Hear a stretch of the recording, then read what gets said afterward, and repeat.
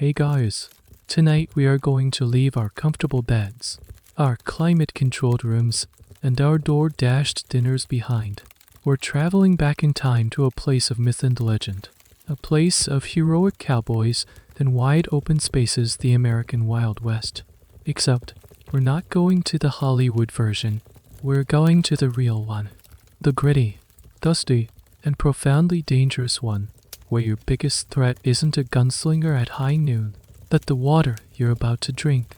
Honestly, you'd probably be lucky to survive the journey there, let alone the first day.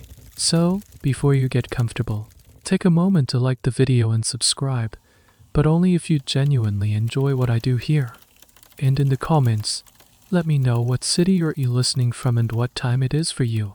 I love seeing how far these stories travel. Now, dim the lights, maybe turn on a fan for that soft background hum, and let's ease into tonight's journey together. It begins not with a gunshot, but with a whisper. Hey Ruma, you're sitting in your small, cramped home somewhere in Missouri or Illinois, maybe around the 1840 seconds or 50 seconds. The air is thick and humid, a familiar kind of uncomfortable. Life is fine. It's predictable. You work a plot of land that barely yields enough, or maybe you have a trade in a town where there are too many craftsmen and not enough customers. There's a quiet desperation humming just beneath the surface of your daily life. Then, you see it. A pamphlet, printed on cheap, flimsy paper, with bold, exciting letters. It speaks of California, of Oregon. It paints pictures with words land, so fertile, you can almost taste the harvests, rivers shimmering with gold, a place where a person can truly be free, unbound by the old social orders of the East. This is the great promise, the mainstream historical engine of this era manifest destiny.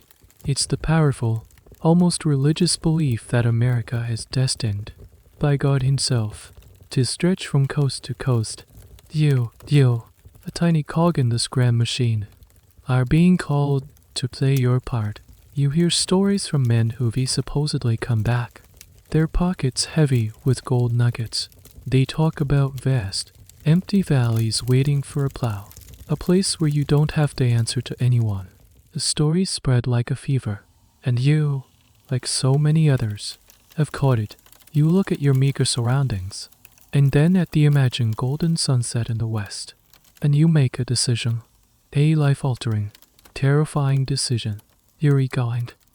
But here's the first bit of unromantic, cold reality. A little detail often glossed over in the heroic tales. It's not free. This dream has a steep entry fee. You can't just walk west. You need a wagon, a prairie schooner, sturdy enough to withstand 2,000 miles of unforgiving terrain. That alone might cost you $100, a fortune for the time. Then you need a team to pull it. Not horses they're too fragile, too dependent on good grass. You need oxen, 6 to 8 of them. They are slow, stubborn, but incredibly durable. They are the real heroes of this journey. That's another couple $100. Then, you need supplies, hundreds of pounds of flour, bacon, coffee, sugar, salt, and beans. You need tools, a rifle, ammunition, cooking pots, and spare parts for the wagon. All told, to properly outfit a family for the journey, you might need to spend the equivalent of several years' wages. So, you sell your farm, you sell your tools, your furniture, the very bed you sleep in. You watch as your entire life is liquidated, piece by piece, turned into a pile of coins that you then immediately pour into this one single, monumental gamble. You are literally betting everything you have, and everything you are, on the hope that those cheap pamphlets weren't lying. This is where you encounter a quiet debate that historians still ponder. What was the true motivation for the Great Westward expansion? Was it this grand, ideological pull of manifest destiny, a genuine belief in a national project, or was it simply economic desperation, people fleeing the aftermath of financial panics in the East? Like the Panic of 1837, who had already lost everything and saw the West not as an opportunity, but as their only remaining option. For you, standing there with your new wagon and a small pile of belongings, the truth is probably a messy, inseparable combination of both. You are driven by both hope and fear. Finally, the day comes. You join along, snaking line of wagons, just like yours, full of families with the same anxious, hopeful look in their eyes. The air is a mix of dust, animal sweat, and the wood smoke of 100 small campfires. The sun is just beginning to rise, painting the eastern sky with colors you're about to leave behind for good. You take one last look back at the familiar world, and then turn your face to the west. The trail awaits, and it is hungry. The first few days feel almost novel. The sheer scale of the caravan is breathtaking. A slow-moving city of canvas and wood snaking across the vast green prairie. The creak of the wagon wheels, the lowing of the oxen, and the murmur of 1,000 conversations become the soundtrack to your new life. You walk. You don't ride in the wagon unless you are very young, very old, or very sick. The inside of the wagon is not a passenger car, it's a chaotic, lurching space where all your worldly possessions are constantly being churned like butter. To ride inside is to be violently thrown about, and the risk of being pitched out under the heavy iron-rimmed wheels is terrifyingly real. So you walk, beside the lumbering oxen, your feet quickly becoming acquainted with the dust, mud, and stones of the trail. Tim, maybe 15 miles a day. It doesn't sound like much, but it is a relentless, bone-jarring, soul-crushing 15 miles, every single day. The routine is brutal. You are up before the sun, the air cold and sharp. You choke down a quick breakfast of coffee and hardtack, a flour and water biscuit, so durable it could probably stop a bullet. You yoke the oxen, a frustrating, undelved, undangerous task. Then you walk, and walk, and walk. The sun climbs, beating down on you. Dust coats everything. It's in your mouth, your eyes, your lungs. At midday, you stop for a cold lunch, as there's no time to build a fire. Then you walk again, until the shadows grow long and the wagon master, the elected leader of your train, signals a stop for the night. The wagons are circled, not primarily for defense against attack as films would have you believe, but to create a corral for the livestock. Then comes the work on yoking the animals, gathering fuel, often dried buffalo dung, or chips, as there are no trees, starting a fire, cooking dinner, making repairs to the wagon, and tending to the sick.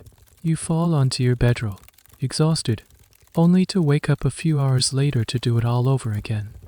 This is the Oregon Rail, and you quickly learn its other name, the nation's cemetery.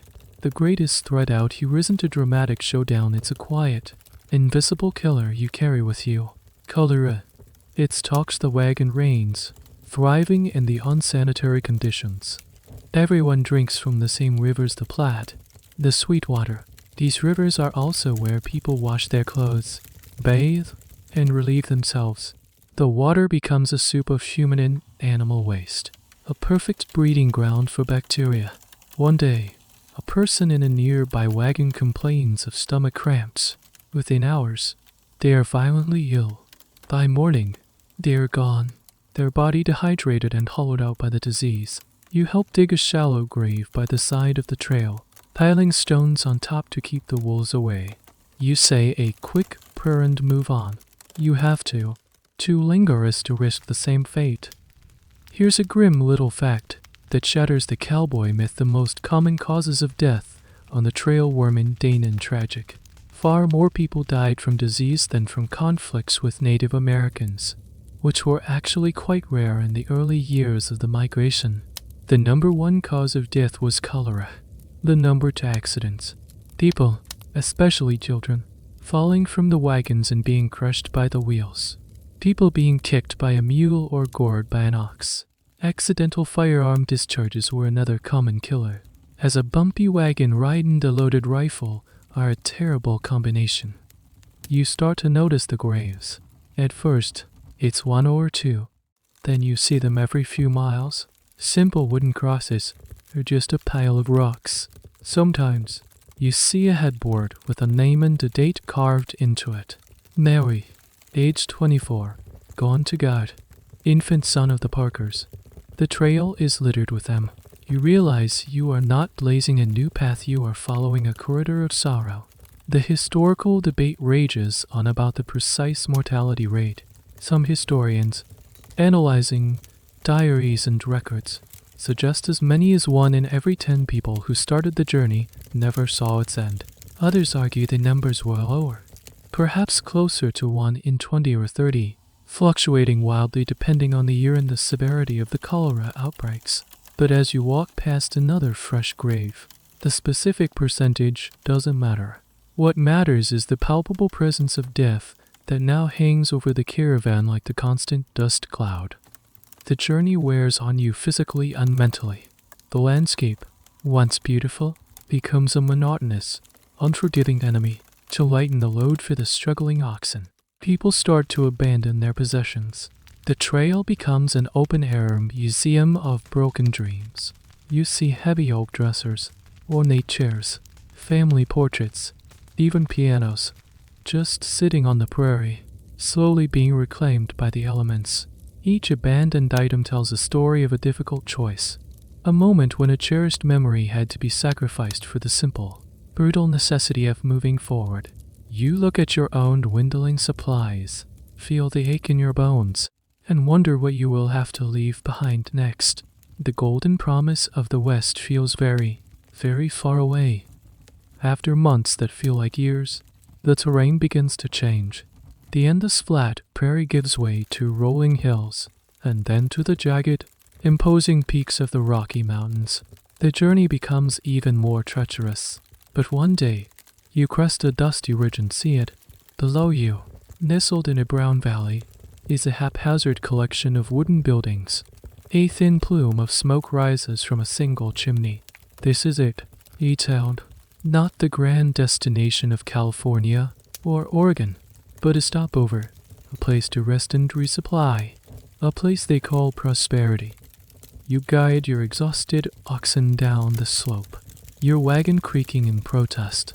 The closer you get, the more the illusion of a charming frontier town dissolves.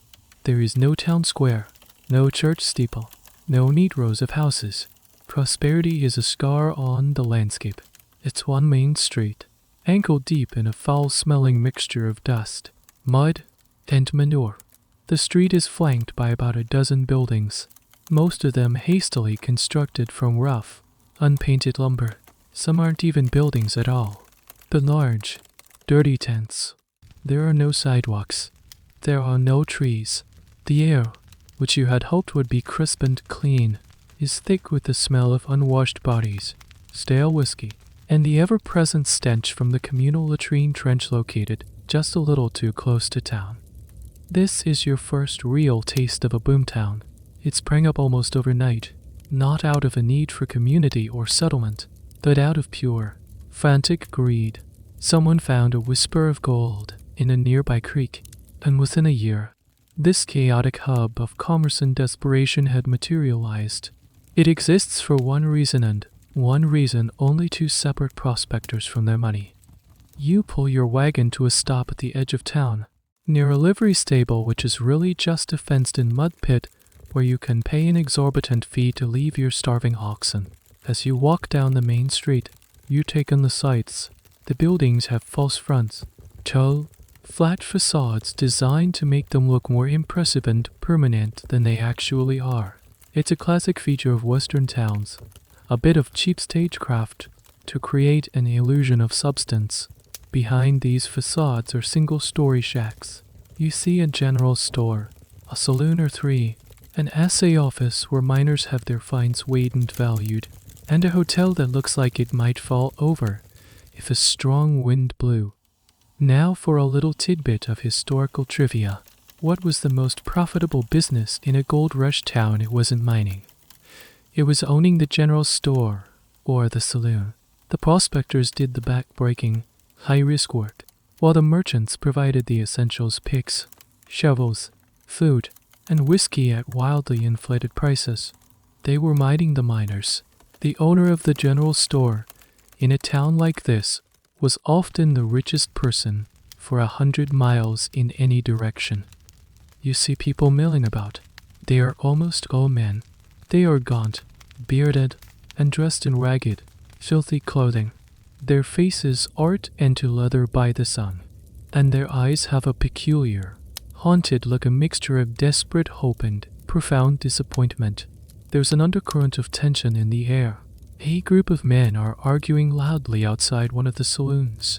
A lone prospector sits on a barrel, staring blankly into the distance, a picture of dejection. This is not the heroic, adventurous community you imagined. It's a transient, unstable collection of lonely, desperate individuals, all scrabbling for the same limited prize. The historical reality of these towns is a stark contrast to their cinematic portrayals. They weren't communities in the traditional sense. They lack basic infrastructure, no sanitation, no clean water, no schools, and often no effective law enforcement. This lack of sanitation is a key point historians emphasize. We often think of the West as being cleaner because it was less populated, but these dense, temporary settlements were filthier and more disease-ridden than the established cities of the East. The mortality rates in these camps were shockingly high, with dysentery, typhoid, and scurvy running rampant.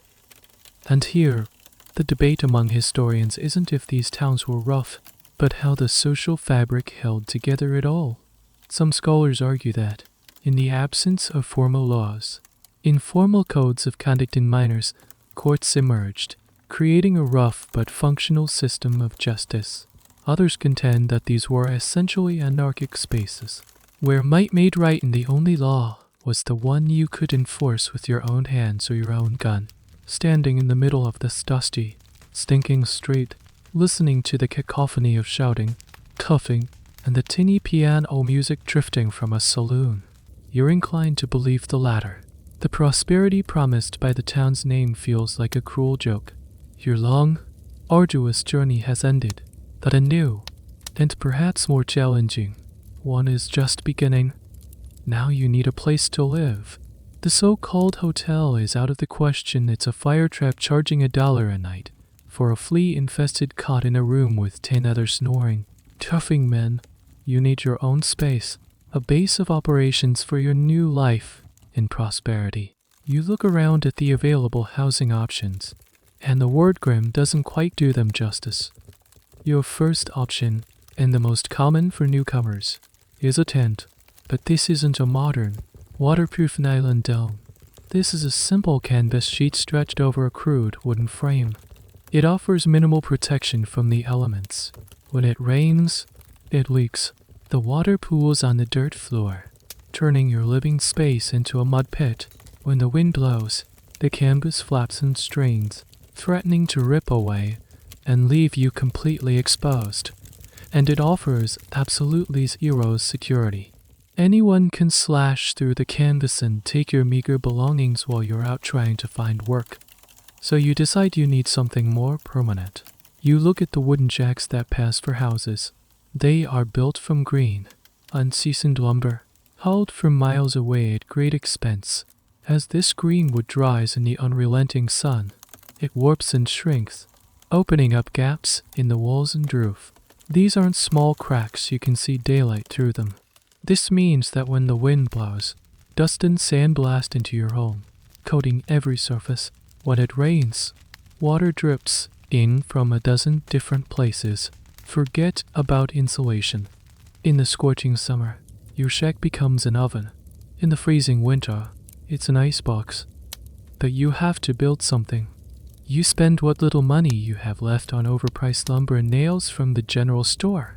You construct a simple, one-room box, maybe 10 feet by 12. Floor is just the hard-packed earth you built it on. The roof is a patchwork of wooden slats and perhaps a layer of tar paper, which stinks in the heat. Your furniture consists of a rough-hewn table made from a leftover plank, and your bed is a pile of pine boughs in a corner, covered with your bedroll. It's not a home, it's a shelter, a barely adequate one at that. Then you discover you are not alone. Your new home comes with a host of unwelcome roommates. The gaps in the walls are open invitations for snakes, scorpions, and spiders. You learn to shake out your boots every morning before putting them on. You learn to check your bedroll before lying down at night. Fleas and lice are a given, passed around the town's population with democratic impartiality. And then there are the rats and mice, drawn by any scrap of food. This brings us to a fascinating and slightly disgusting bit of frontier ingenuity: the sod house, or soddy. In places on the Great Plains where wood was virtually non-existent, settlers built their homes out of the very ground they stood on. They would cut bricks of prairie sod, the dense topsoil, held together by a thick mat of grass roots, and stack them like giant, earthy bricks to build walls. The roof would be a lattice of willow branches covered with more sod. Historians often praise the soddy for its practicality. It was cheap, surprisingly well insulated, and fireproof, but living in one was an experience. They were dark, damp, and smelled perpetually of earth. During a heavy rain, the roof would leak for days, not with clean water, but with a slow, steady drip of muddy ooze. Bits of dirt and the occasional bug or worm would fall from the ceiling into your food, or onto your face as you slept. Snakes and rodents would burrow into the thick walls, becoming your permanent, unseen house guests. One of the ongoing discussions in social history is how to balance the romanticized image of the sturdy, self-reliant pioneer in their soddy with the grim, day-to-day reality of living in what was essentially a man-made cave. Was it a symbol of human resilience or a testament to the desperate conditions people were willing to endure? You, in your drafty wooden box, are no better off. You spend your first night in your new home. The wind whistles through the cracks in the walls, carrying the sounds of the town, the distant tinny piano, a burst of drunken laughter, the howl of a coyote on a nearby hill. A mouse scurries across the floor. You lie on your makeshift bed, a profound sense of isolation washing over you. This small, leaky box is your fortress against the vast, indifferent wilderness. You pull your thin blanket up to your chin, feeling smaller and more vulnerable than ever before. This is the price of the dream. This is the reality of putting down roots in a place that seems determined to reject you. The morning after your first restless night, a pressing, primal need asserts itself: thirst. Your canteen, filled days ago from a stream on the trail, is nearly empty. You need to find a source of fresh water. You step out of your shack into the bright, harsh sunlight and ask a passing prospector where to get a drink. He grunts and gestures with his thumb towards a shallow creek at the edge of town. Same place as everyone else. He mutters and shuffles on his way. You walk over to the creek. It's a sad-looking stream, slow-moving and murky. Upstream, you can see the camps with stock, a collection of mules, donkeys, and a few bony cattle standing in the water, drinking and relieving themselves. A little further up from them, a few women are kneeling at the bank, washing clothes in the same water, scrubbing away weeks of accumulated trail dust and grime. And just a stone's throw from where you stand, the town's main latrine trench, a festering open sore in the earth, is situated just high enough on the bank that any significant rainfall will wash its contents directly into your drinking supply. You stare at the water.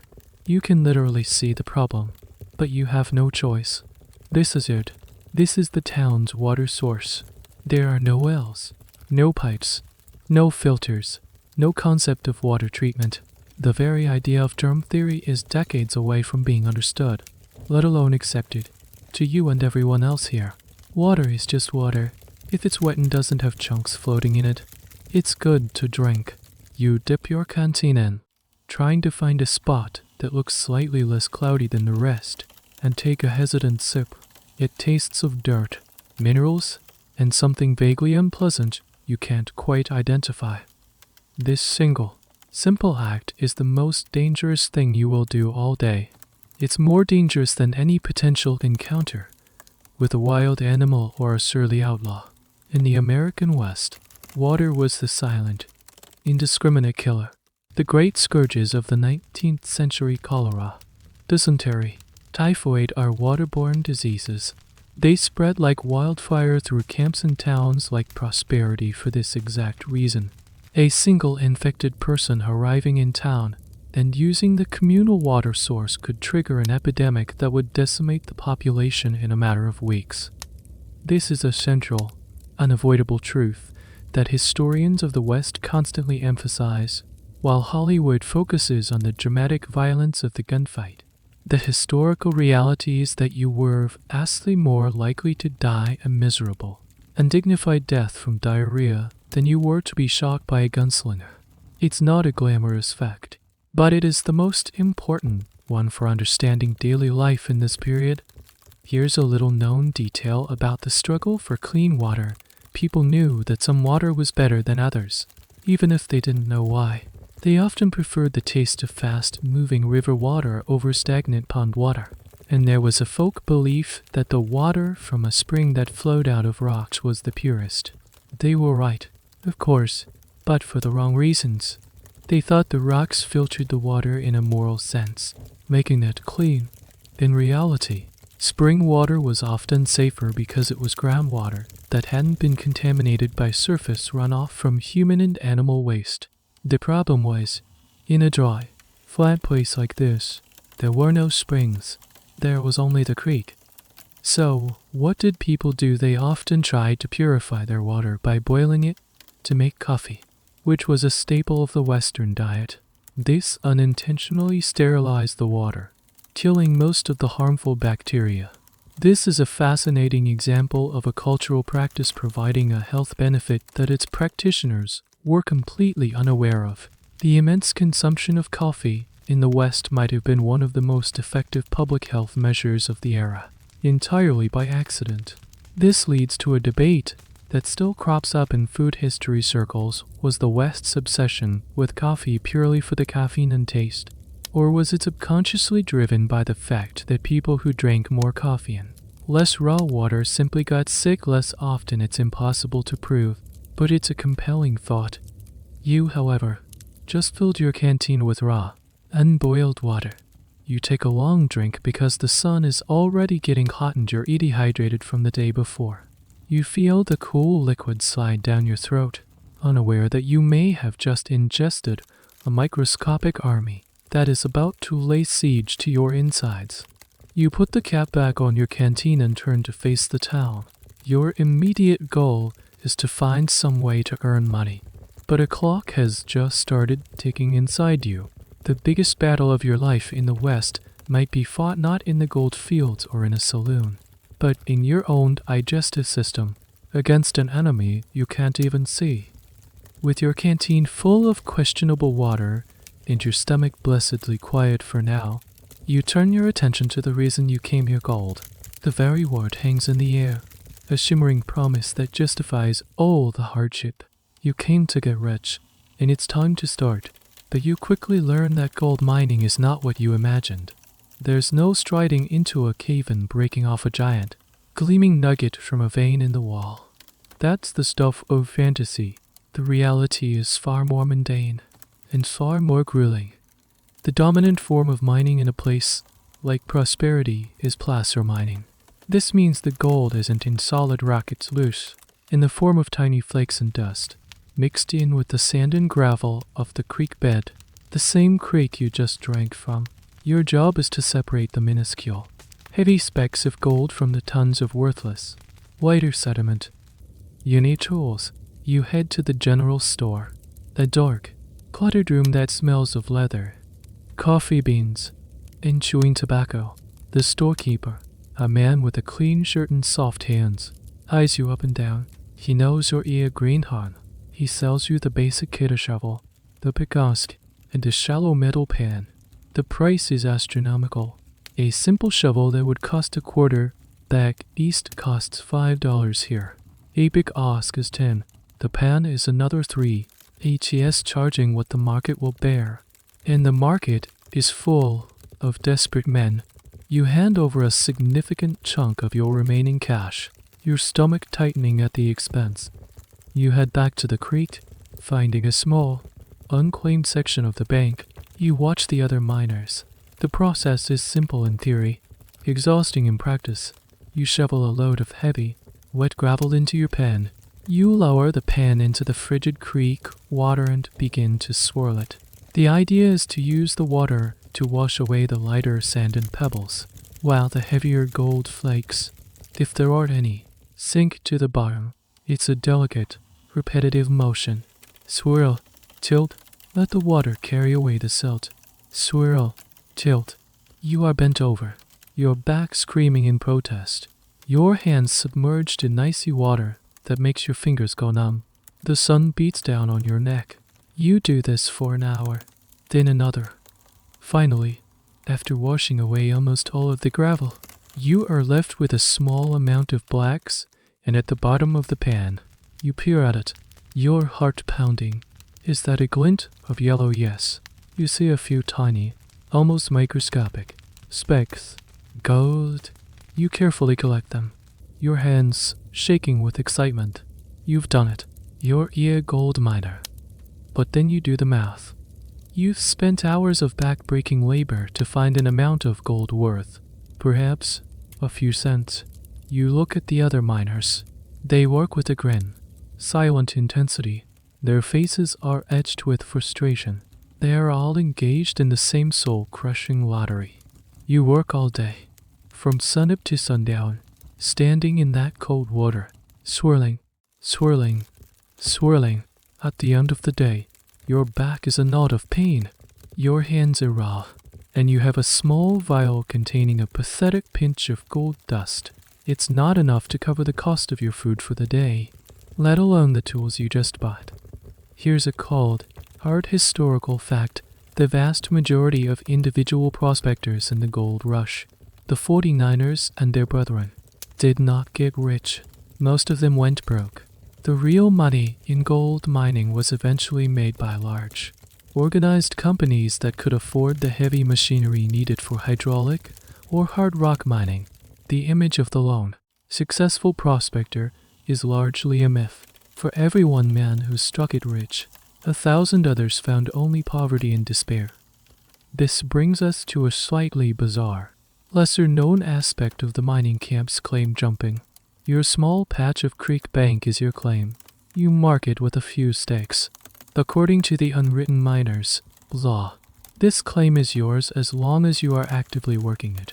But if you leave it for a day or two, perhaps you're sick, or you've gone to town for supplies, you might come back to find someone else working it. This was claim jumping. It was a serious offense, and it often led to violence. But the legalities were murky. How long did you have to be away for your claim to be considered abandoned day? We Month historians who study miners' court records find this to be a constant source of dispute. The arguments weren't just about theft.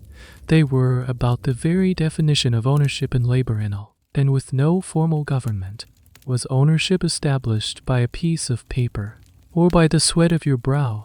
It was a philosophical question being argued with fists and, sometimes, with guns. You look at your meager findings for the day. You look at the endless, unforgiving creek bed. You realize this isn't an adventure. It's factory work, but the factory has no roof. The floor is a frozen stream, and your wages are determined entirely by luck. The romantic vision of the West, the dream of picking up nuggets of gold from the ground, evaporates in the cold, harsh reality of your aching back and empty pockets. You have traded one form of drudgery for another. Only this one is far more uncomfortable and far less certain. After a week of grueling, largely fruitless labor in the creek, a new kind of misery sets in: hunger. Not the dramatic, life-threatening starvation you might face in the winter, but a deep, gnawing, monotonous hunger for something, anything, other than what you've been eating. Your daily diet has quickly devolved into the unholy trinity of the frontier beans, bacon, and hardtack. You wake up, and for breakfast, you fry a few strips of salt-cured bacon in your pan. This bacon isn't the lovely, marbled stuff you see in stores today. It's almost pure fat, preserved with so much salt it makes your teeth ache. It's tough, greasy, and its main purpose is to provide calories and grease for cooking everything else. You crumble a piece of hardtack into the hot baking grease to soften it. Hardtack, as you'll recall from the trail, is a simple, unleavened biscuit made of flour, water, and maybe a little salt. It's baked until it's rock hard so it won't spoil. It's so hard, in fact, that it was sometimes mockingly called a tooth dollar. Eating it plain is a dental hazard. So you soften it in grease or coffee. That's breakfast. For lunch, you're out at the creek, so you eat cold. It's more hardtack, maybe with a slice of cold, greasy bacon. Your main meal is dinner. This is when the beans make their grand entrance. You have a pot of them constantly simmering over your small campfire. You just keep adding more beans and more water every day. They are the cheap, reliable fuel that keeps the whole enterprise of prosperity running. So for dinner, you have a plate of mushy, tasteless beans, perhaps with another piece of fried bacon and, if you're lucky, another hardtack biscuit soaked in the ever-present bacon grease. This is your menu, every single day. The problem is the almost complete lack of anything fresh. There are no vegetables. There are no fruits. The soil around the boomtown is rocky and unsuitable for gardening, and no one is there to be a farmer anyway. They're all miners. Anything fresh would have to be transported over vast distances by wagon, and it would spoil long before it arrived. This monotonous, nutrient-poor diet wasn't just boring, it was dangerous. This brings us to the mainstream historical knowledge about health on the frontier, the prevalence of scurvy. Scurvy is a horrific disease caused by a lack of vitamin C. Without it, the body can't produce collagen, the connective tissue that holds everything together. The symptoms start with fatigue and sore joints, which you'd probably just attribute to the hard labor of mining. Then, your gums begin to swell, bleed, and rot. Your teeth loosen and fall out. Old wounds, even ones that healed years ago, can spontaneously reopen. Eventually, it leads to internal hemorrhaging and death. It was a common, dreaded affliction in mining camps, on cattle drives, and in isolated forts. Men would watch their bodies literally fall apart, with no understanding of the simple dietary deficiency that was killing them. You feel the effects of your poor diet. You're constantly tired. Your muscles ache. You have a dull headache that never seems to go away. You crave something. Anything with a sharp, fresh taste. An apple, a lemon, even a raw potato. These things are more precious than gold here, and just as rare. Now for a weird little culinary fact about the West. The desperate search for flavor and nutrition led to some creative foraging when they could get them. Cowboys and miners would eat wild onions and berries, but one of the more surprising anti-scurvy folk remedies involved prairie plants. Specifically, they would sometimes chew on the sour leaves of the sheep's or other tart plants. More desperately, some men would even eat raw potatoes when they could get them, believing, correctly, that it helped ward off the disease. The most desperate measure, however, was eating the adrenal glands of animals. It's a grisly detail, but some frontiersmen learned, probably from Native American guides, that eating the raw adrenal glands of a freshly killed steer or buffalo could reverse the effects of scurvy. They didn't know it was because the glands are one of the few places in an animal's body that stores vitamin C. It just worked. The debate among medical historians continues about the true extent of subclinical scurvy. That is, how many people were suffering from the early stages of the disease without a full-blown diagnosis. Many of the common complaints of the era, fatigue, irritability, joint pain, are all early signs of vitamin C deficiency. It's possible that a huge percentage of the population of the West was living in a constant state of low-grade scurvy, which impacted their health, their mood, and their ability to work. This chronic unwellness was simply accepted as a normal part of life. You finish your plate of beans, the same meal as yesterday, the same meal you'll have tomorrow. You look up at the vast, starry sky. You are surrounded by a continent's worth of nature, yet your diet is more limited and monotonous than that of a prisoner in an Eastern penitentiary. Your body is being starved of essential nutrients. Even as you shovel calories into it, you feel a deep, visceral longing for a simple piece of fruit. A longing so intense it's almost painful. The gold in your vial seems like a paltry reward for this kind of privation. The beans are gone. Your small sack of flour is down to its last dusty cupful. The salt-cured bacon has been reduced to a few pathetic, greasy slivers. The monotonous diet you've been enduring is about to be replaced by no diet at all. It's time to convert your hard-won gold dust into sustenance. You take out the small glass vial containing the fruits of your labor. The tiny golden flakes swirl at the bottom. A meager reward for endless hours of shivering in the creek. It feels substantial to you. A heavy, tangible result. You hope it's enough. You walk to the general store, the vial clutched tightly in your hand. Stepping inside is like entering another world. The harsh, bright sunlight of the street is replaced by a cool, cluttered dimness. The air is thick with a complex, earthy aroma, the sharp tang of pickles from a large barrel in the corner, the rich scent of coffee beans in a burlap sack, the smell of new leather, cured tobacco, and coal oil. The shelves groan under the weight of goods that seem impossibly luxurious. There are tins of oysters, jars of candy, bolts of sturdy cloth, gleaming new axes and shovels, boxes of ammunition, and patent medicines promising to cure everything from baldness to a broken heart.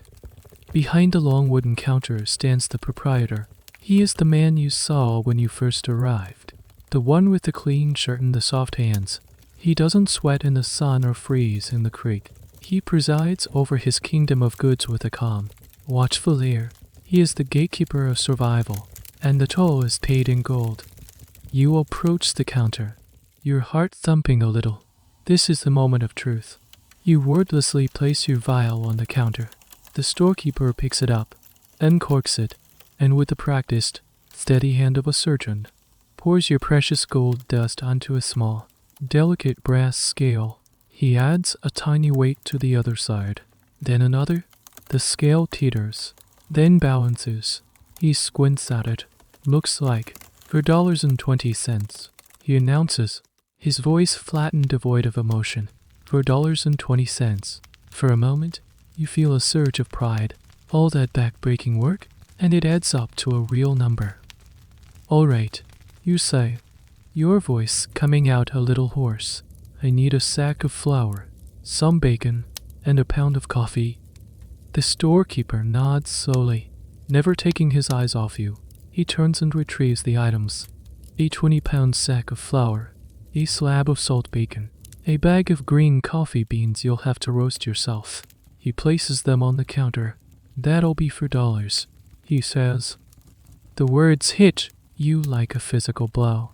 $4 your entire week's earnings for 3 basic items you must have misheard. How much is the flour, you ask? $2, he replies.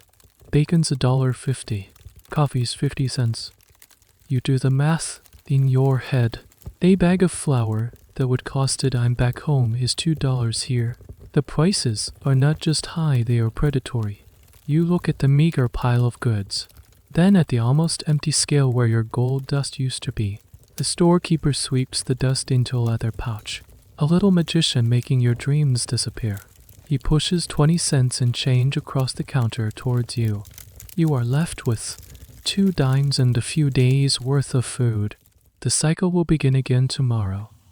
This is the central economic engine of the Wild West, a historical fact often lost in the romance of the prospector. The real money wasn't in the ground, it was in selling things to the men who were digging in the ground. The merchants, the freighters, the saloon owners, they were the ones who consistently struck it rich. They understood a simple principle in a gold rush. So shovels. And here's a curious detail about the currency of this world. While the storekeeper used a scale for you, many transactions were even less precise. A common unit of currency was a pinch of gold dust. A bartender might charge you a pinch for a glass of whiskey, which meant whatever amount of dust he could pinch between his thumb and forefinger. Of course, a bartender with thick fingers could pinch a lot more than a miner with slender ones. It was a completely subjective, unregulated system that almost always favored the merchant. Some larger companies or store owners even issued their own currency, known as scrip or tokens, which could only be used in their establishments, trapping workers in a closed economic loop. This reality fuels a long-standing debate among historians of capitalism in the West. Were these merchants, like your storekeeper, just shrewd businessmen responding to the iron laws of supply and demand? The cost to transport goods to a remote location like Prosperity was, after all, immense. A wagon train could be lost to weather, accidents, or theft, wiping out the entire investment. From this perspective, the high prices were simply a reflection of the enormous risk, or were they exploitative monopolists, cynically leveraging their control over essential supplies to bleed the miners dry? The truth, as is often the case, is probably somewhere in the middle.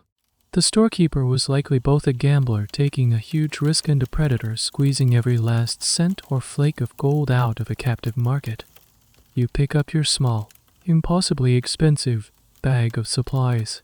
As you walk out of the store and back into the harsh glare of the sun, the feeling of pride you had just moments ago has curdled into a bitter sense of futility. You haven't gotten rich. You haven't even broken even. You have simply traded one form of back-breaking labor for a few more days of life. You look back at the general store, a plain wooden box full of treasure. It is the real gold mine in this town, and you are just one of the thousands of men slowly being crushed to pay for it. With a few more days' worth of food secured, another kind of poverty makes itself felt, a poverty of human connection. The isolation of your life is profound. You work alone. You eat alone. You sleep alone in your drafty shack. You crave conversation, a friendly face, a moment of shared experience that isn't centered on the desperate, competitive scramble for gold. There is only one place in Prosperity that offers a remedy for this kind of loneliness: the saloon. You push open the swinging bat-wing doors, a classic of the genre, and step inside. The immediate sensory assault is overwhelming. The air is a thick, stagnant fog of stale tobacco smoke, spilled whiskey, and unwashed bodies. It's dark, even in the middle of the day, the windows being intentionally small and dirty to create a sense of permanent twilight. The long, scarred wooden bar runs the length of one wall, presided over by a bartender in a slightly less filthy apron. Behind him, a large, ornate mirror, probably the most expensive object in town, reflects the grim scene, its surface cloudy and streaked. The floor is covered in a fresh layer of sawdust. They're not for rustic charm, but to soak up spilled drinks, tobacco spit, and whatever else might hit the floor. You belly up to the bar, laying one of your 2 remaining dimes on the sticky wood. Whiskey, you say. The bartender takes your coin, slides a dirty glass in front of you, and pours a measure of amber liquid from an unlabeled bottle. You take a sip. It's fire. It burns all the way down. The cheap, powerful spirit that tastes of grain, wood, and regret. This is not aged, sophisticated liquor. This is 40-rod whiskey, so named because it was said you couldn't walk more than 40 rods after drinking it before you either fell down drunk or fell down dead. You take another, smaller sip and survey the room. This is the town's living room, its social club, its business center, and its theater of despair. In one corner, a few men are hunched over a game of cards, faro, or poker, the most common pastimes. Their faces are unreadable, their movements minimal. A stack of coins and gold dust sits in the middle of the table. In another corner, a man plays a tinny, out-of-tune piano, the melancholy notes barely rising above the low murmur of conversation. Men stand alone at the bar, staring into their glasses. Others are clustered in small groups, talking in low, serious tones, probably about claims, rumors of new strikes, or the price of flour. This is the central social institution of the Wild West, a historical fact everyone knows. The saloon was more than just a bar. It was often the first business established in a new town and the last one to close in a dying one. It was the post office, the courthouse, and the de facto bank. Deals were sealed here, news was shared, and, most importantly, loneliness was temporarily medicated. But here's a quirky, less known fact about saloon culture: the free lunch. In the more established saloons of bigger western towns, and even in some rougher ones, the bar would offer a free spread of food to any patron who bought a drink. It sounds generous, but it was a clever business tactic. The food was incredibly salty pickled eggs, heavily salted meat, crackers, and cheese. The salt made the patrons thirsty, which made them buy more drinks. The free lunch wasn't free, it was a marketing expense designed to sell more high-profit margin whiskey. Your saloon in prosperity isn't quite so sophisticated. The only free thing here is the sawdust on the floor. As you stand there, nursing your drink, you notice the atmosphere isn't friendly or jovial. It's heavy, freighted with tension. Every man in this room is a competitor. Every man is carrying the weight of his own disappointment. They are tired. They are often in debt. And they are armed. The combination is volatile. A sideways glance can be misinterpreted as a challenge. A spilled drink can be seen as an act of disrespect. This gets at a debate that historians of violence have. Was the Wild West actually as violent as the legends say? The answer is complex. The overall homicide rate in some of these boomtowns, like Bodie, California, was indeed staggeringly high, far higher than in the cities of the East. However, the violence was not random. You, as a newcomer keeping to yourself, were relatively safe. The violence was typically between men who knew each other, arguments over mining claims, gambling debts, or personal insults. It was often fueled by alcohol and a rigid, unwritten code of honor, where a man had to defend his reputation against any perceived slight. So, while the statistics paint a picture of a deadly society, the context shows that the danger wasn't ambient, universal, but concentrated within specific social interactions. You finish your whiskey, the warmth spreading through your chest, a temporary truce with your anxieties. You haven't really made a friend. You've just stood near other lonely men for a while. The saloon hasn't cured your isolation, it has simply shown you a room full of it. You push away from the bar and step back out through the swinging doors, leaving the smoky darkness behind. The bright, unforgiving sun feels like an accusation. You've spent one of your last dimes on a moment of fleeting chemical comfort. The loneliness, you realize, is still there, waiting for you in your empty, silent shack. A new companion has joined you in your small shack, one that you neither invited nor can easily get rid of. It starts subtly, a tickle in the back of your throat in the morning, the dry, hacking cough that punctuates the silence of the night. At first, you dismiss it. It's just the dust. Everyone coughs. The air in prosperity is a constant irritant. The fine, gritty powder that gets into everything: your food, your water, and your lungs. But this cough lingers. It settles deep in your chest, a persistent, rattling presence. When you work at the creek, bent over your pan, a fit of coughing can seize you, leaving you breathless and dizzy. That night, it's worse. You lie on your bed of pine boughs and listen to the symphony of sickness around you. Through the thin, warped walls of your shack, you can hear the man in the next one over. He has a cough too, the wet, rag sound that seems to tear at his insides. You hear coughing from across the dusty street. The entire town seems to be engaged in a grim, nocturnal chorus. The environment is a perfect incubator for respiratory illness. The dust is a major factor. It's not just dirt, it's silica dust from the mining and crushing of rock, which is incredibly damaging to lung tissue. This leads to psoriasis, the long-term, irreversible lung disease that miners have suffered from throughout history. But the more immediate threat comes from the living conditions. You live in a cramped, poorly ventilated space. When you go into the saloon or the general store, you are crammed in with dozens of other people, all breathing the same stagnant air. This is where a core historical understanding of 19th century public health comes into play, the devastating impact of airborne diseases in an era before germ theory. The deadliest killer of the entire 19th century, far surpassing cholera, was tuberculosis. They called it consumption because of the way it seemed to consume its victims from the inside out, leaving them wasted and skeletal. It spread through droplets in the air from coughing and sneezing. In the crowded, transient, and poorly nourished populations of the West, it found a fertile breeding ground. Your cough could be anything. It could be a simple bronchitis, irritated by the dust.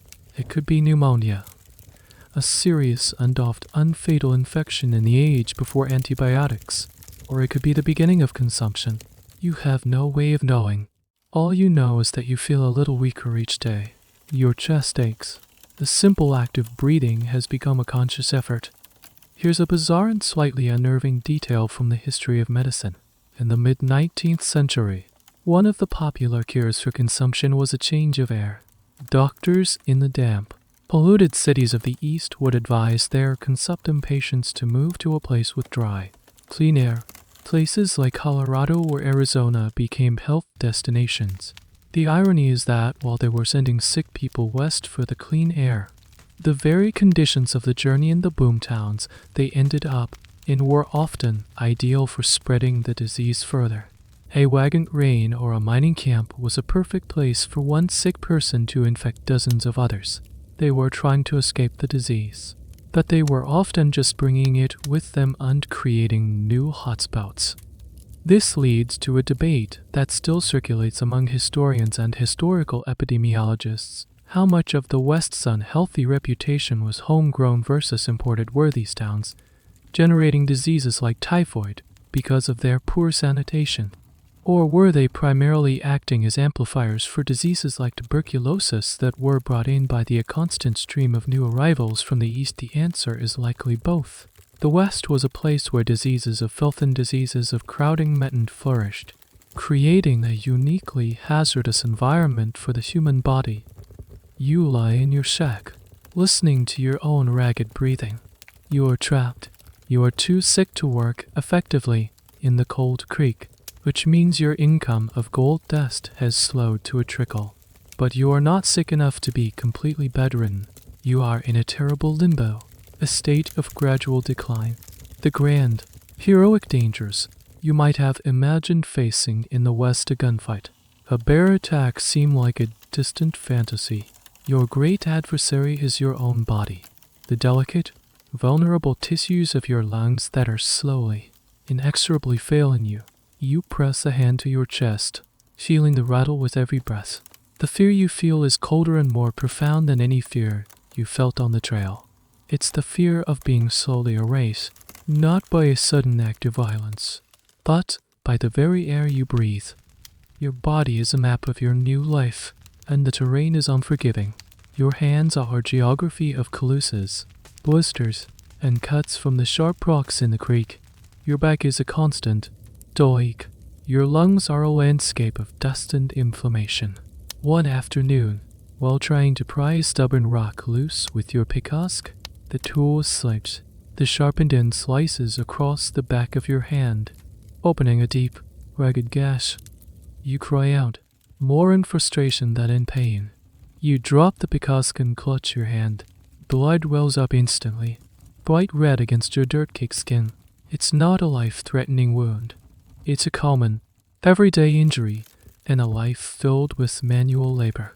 But here, in prosperity, in this world without soap, antiseptic, or clean bandages, a small cut is a very big problem. You stumble back to the creek, the same polluted creek you drank from, and plunge your bleeding hand into the icy water. You think you are cleaning the wound. In reality, you are introducing a whole new universe of bacteria directly into your bloodstream. The water stings, and the cold numbs the pain a little. You watch as your blood clouds the water for a moment before being carried away downstream. You tear a strip of cloth from the hem of your already filthy shirt and wrap it tightly around the cut. It's the best you can do. You try to go back to work. but your hand throbs with a steady, pulsing rhythm. By evening, the area around the cut is red and swollen. It feels hot to the touch. You tell yourself it's normal. Wounds are supposed to hurt. You eat your meager dinner of beans and try to ignore it. That night, you can't sleep. The throbbing in your hand has intensified into a sharp, insistent pain that radiates up your arm. You unwrap the dirty rag. The wound looks angry. The edges are puffy and weeping a thick, yellowish fluid. Red streaks are beginning to snake their way from your hand up towards your wrist. This is lymphang, it is. The telltale sign of a runaway infection spreading through your lymphatic system. You don't know the medical term. Of course, you just know, with a primal, gut-wrenching certainty, that something is very, very wrong. This is a cornerstone of 19th century medical history. The pre-antibiotic, pre-antiseptic era was a terrifying time to be injured. Joseph Lister's pioneering work on antiseptic surgery using carbolic acid would become widespread for another decade or two. Louis Pasteur's germ theory of disease was still being debated in lofty European academic circles. For you, on the American frontier, infection wasn't a risk, it was a near certainty. Sepsis, blood poisoning, tetanus, gangrene, these were the common, and often fatal, consequences of what we would today consider a minor injury. Here's a grisly but illustrative piece of trivia. What was one of the most feared injuries for a cowboy? It wasn't a gunshot wound. It was a compound fracture from being thrown by a horse, where the broken bone pierces the skin, not because of the break itself, but because the open wound almost guaranteed a fatal infection. Many a tough, experienced cattleman met his end not in a blaze of glory, but in a delirious, feverish heap, days after a simple fall. The fear you feel is different now. It's not the slow, grinding fear of your cough. This is a fast-moving, aggressive terror. You can see your body being invaded. You can feel the infection's progress hour by hour. The red streaks have crawled past your wrist. Your armpit is beginning to feel tender and swollen. You are starting to shiver, despite the stuffed ends of your shack. A fever is taking hold. The historical debate here isn't about the danger of infection, which is universally acknowledged, but about the effectiveness of folk remedies. People weren't helpless, they did try to treat these wounds. They used poultices made of bread and milk, spitter bears to stop bleeding, or even packed the wound with chewing tobacco, believing its hot properties would draw out the poison. Some of these remedies, like a poultice made of boiled plants, might have had a minor antibacterial effect. Others, like packing a wound with dirt or dung, a shockingly common practice in some cultures, were disastrously counterproductive. Historians who study folk medicine are constantly trying to separate the few accidentally effective treatments from the vast majority of useless or harmful ones. You lie in the dark, your heart pounding in time with the throbbing in your hand. The pain is immense, but the fear is worse. You have a choice to make. You can lie here and hope your body, weakened by a poor diet and a chronic cough, can somehow fight off this aggressive invasion on its own. Or you can seek help from the only person in town who claims to have any medical knowledge. A man who is also the town's barber. The thought of putting your life in his hands is almost as terrifying as the infection itself. But as the fever climbs, the red streaks creep further up your arm. You realize you don't have much of a choice left. The fever breaks sometime before dawn, leaving you drenched in a cold, clammy sweat, but the relief is temporary. The red streaks have now reached your elbow. Your hand is swollen to twice its normal size. A useless, throbbing club of flesh. The pain is a constant, nauseating wave. You know, with a terrifying clarity, that if you do nothing, you will die. So, you make the decision. You have to see the doctor. You stumble out of your shack, dizzy and weak, and make your way to his establishment. It isn't a clinic or an office. It's just another dusty storefront, distinguished only by a crudely painted red and white striped pole out front. This is the symbol of a barber surgeon, a holdover from medieval times when barbers didn't just cut hair, but also performed bloodletting, tooth pulling, and minor surgery. In a town like Prosperity, that tradition is alive and well. You push open the door. The room is small and smells of hair tonic, cheap soap, and something metallic and unpleasant. There's a single barber's chair in the center of the room. Along one wall are the tools of his primary trade: razors, straw bits, scissors, and mugs. Along the other wall are the tools of his secondary trade, the terrifying assortment of saws, knives, probes, and forceps, all laid out on a stained wooden tray. They are not gleaming stainless steel. They are iron and carbon steel, many of them showing spots of rust. They have not been sterilized. They have likely been wiped down with the same rag he used on his last patient. The man himself is standing by the chair, sharpening a razor. He's a large man with a stained apron and air of weary competence. He looks at you, then at your grotesquely swollen hand. He doesn't seem surprised or concerned. H.E.S. seen this 1,000 times. Infection's got a hold, he says, his voice a low rumble. Got a good run on ya. He tells you to sit. He examines your arm, his touch surprisingly gentle. He probes the swollen flesh around the wound, causing you to cry out in pain. He nods to himself. It's deep in there. The poison. We gotta let it out. He might also talk about laudable pus, the then common and dangerously wrong medical belief that the formation of thick, yellow pus was a good sign that the body was expelling the ill humors or poisons from a wound. In reality, it was a sign of a raging staph infection. This moment puts you face to face with the grim reality of 19th century medicine. There were two kinds of doctors on the frontier. There were a few properly trained physicians from Eastern schools, though they were rare and expensive. And then there were men like this one, self-taught doctors who learned their trade through apprenticeship, trial and error, or just by reading a book. Their knowledge was a dangerous cocktail of folk wisdom, outdated medical theory, and pure guesswork. Gonna have to open it up, the barber surgeon says. Might have to take the hand. He says it casually, as if discussing the weather. Amputation was the go-to solution for a severe limb infection. Without antibiotics, it was often the only way to stop the spread of gangrene or sepsis.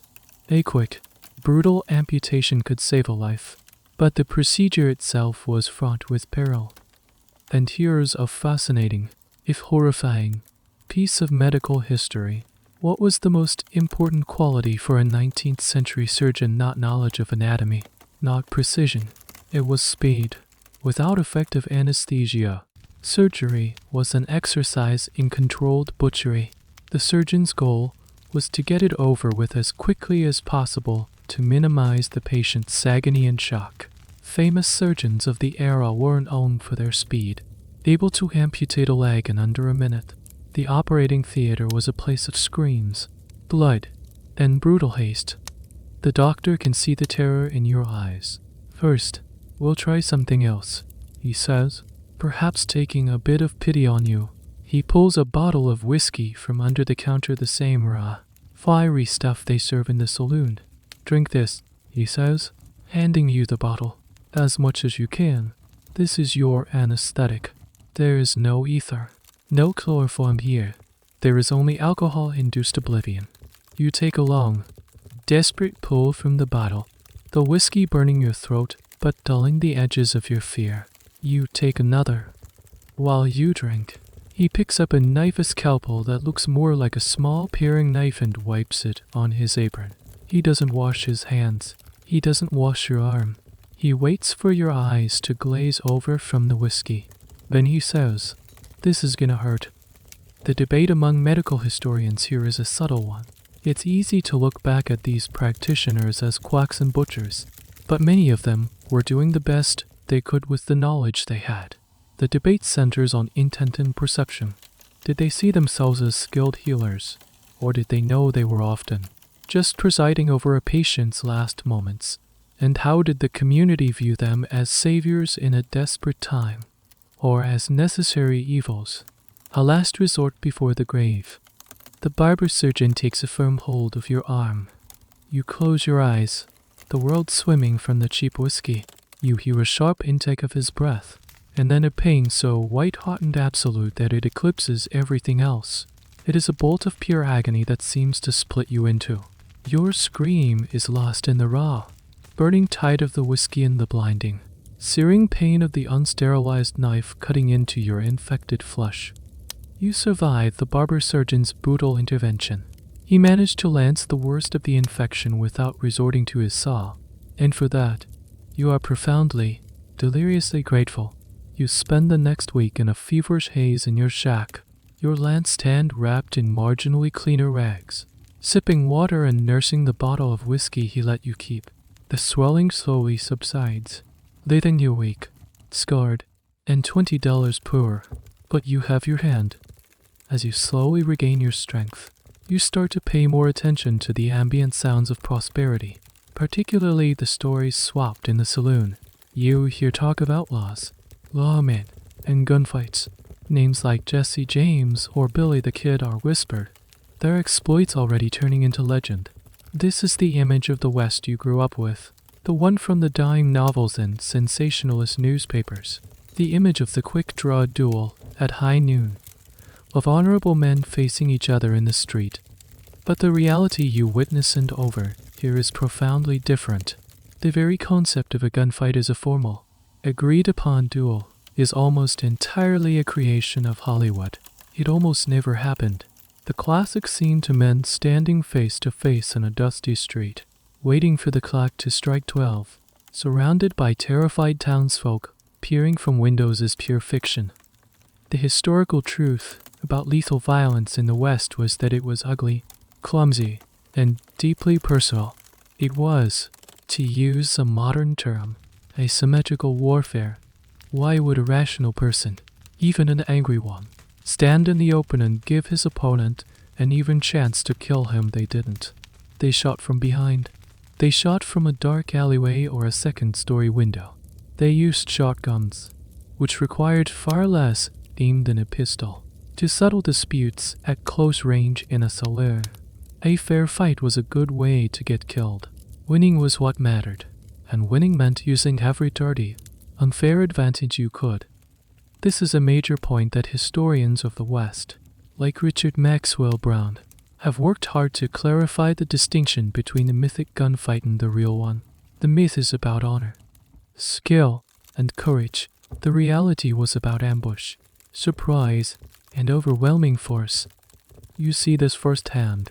One evening, you're sitting near the door of the saloon, nursing a cheap beer, trying to make it last. Two men are playing cards at a nearby table. They've been drinking heavily. An argument erupts over a hand of poker. One man accuses the other of cheating. The accusation hangs in the smoky air.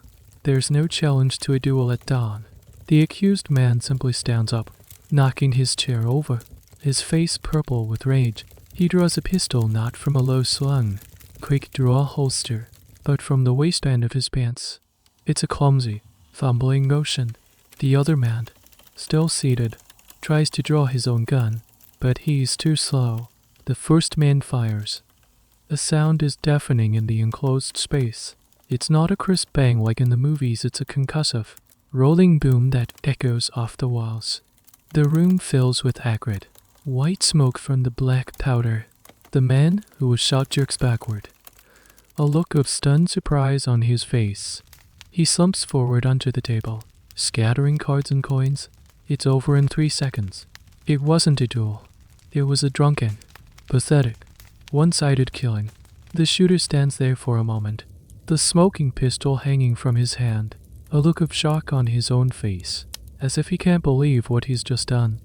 Then he turns and stumbles out the back door, disappearing into the night. Here's a nerdy, fun fact for you about the weapons of the day. The Colt Peacemaker is the iconic gun that won the West, but accuracy was not its strong suit, especially in the hands of an amateur. Hitting a man-sized target from 50 paces away in a duel would have been an incredible feat of marksmanship. What was far more common and far deadlier in close quarters, was the double-barreled shotgun. It was often called a scattergun for a reason.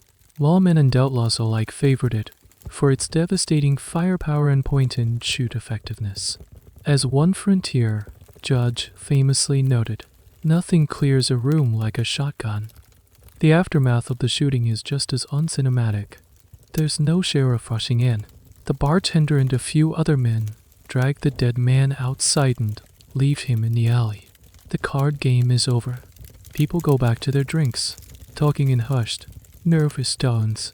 The incident has punctured the evening's boozy camaraderie, replacing it with a grim, collective sense of mortality. The debate among historians on this topic is often about the gun culture itself.